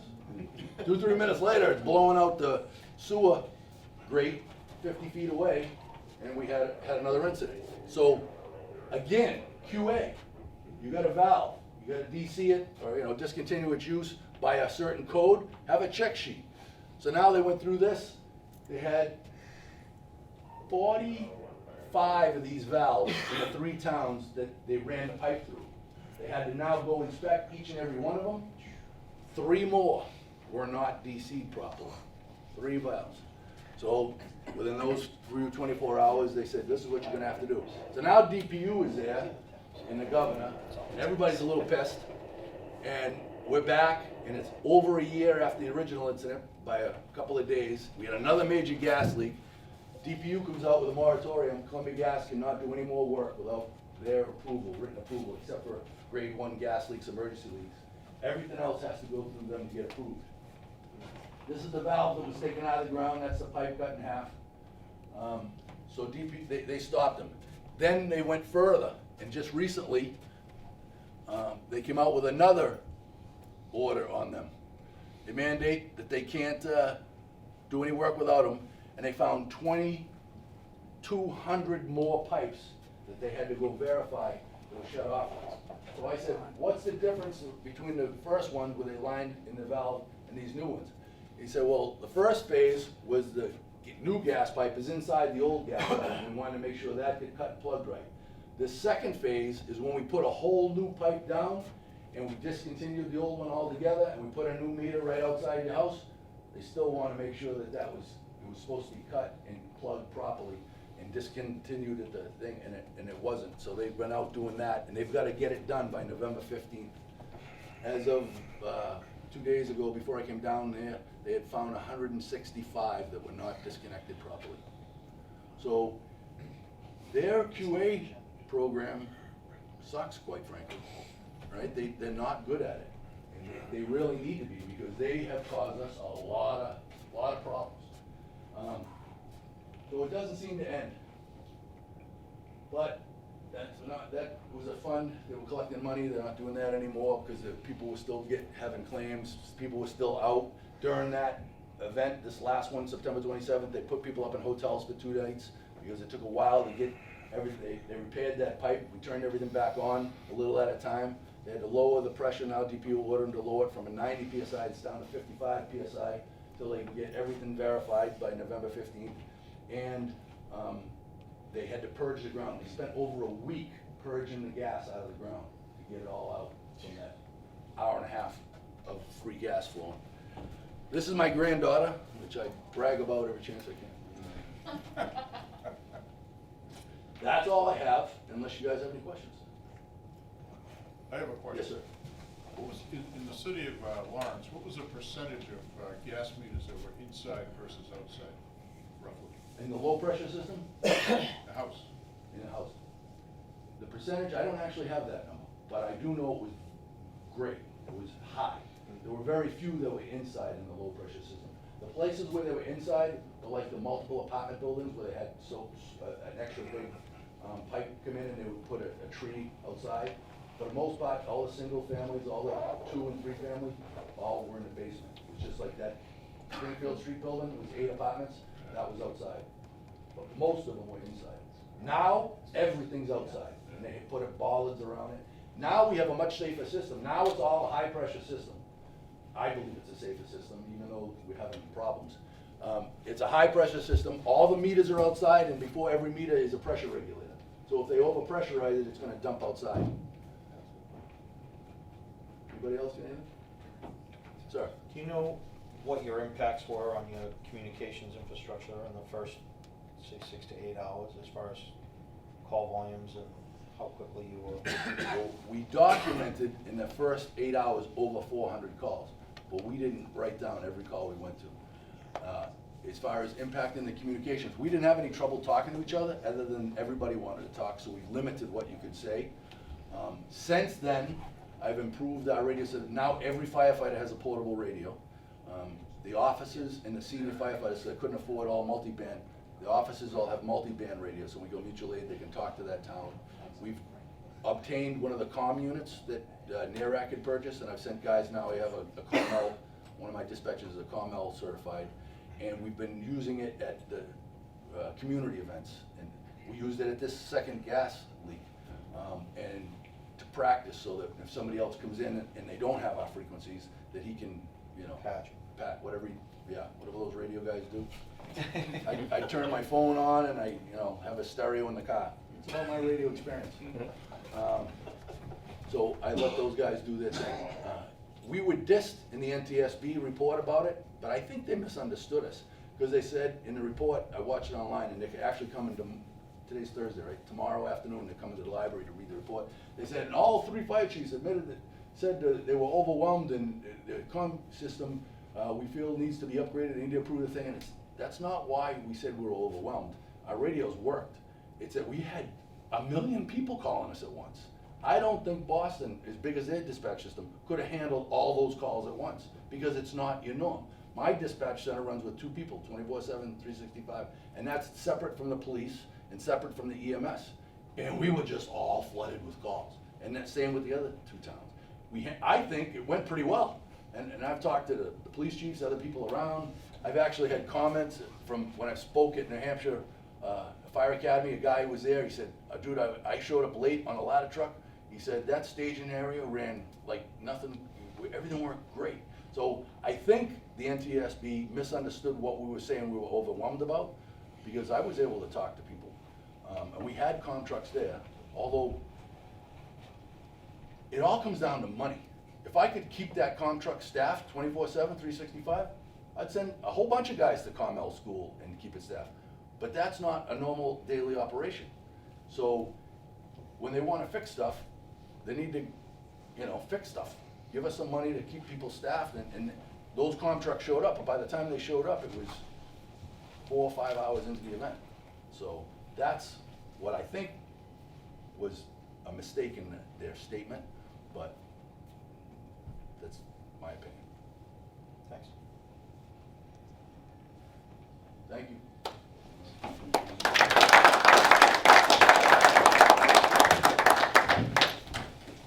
Don't worry, I'm never have out about it.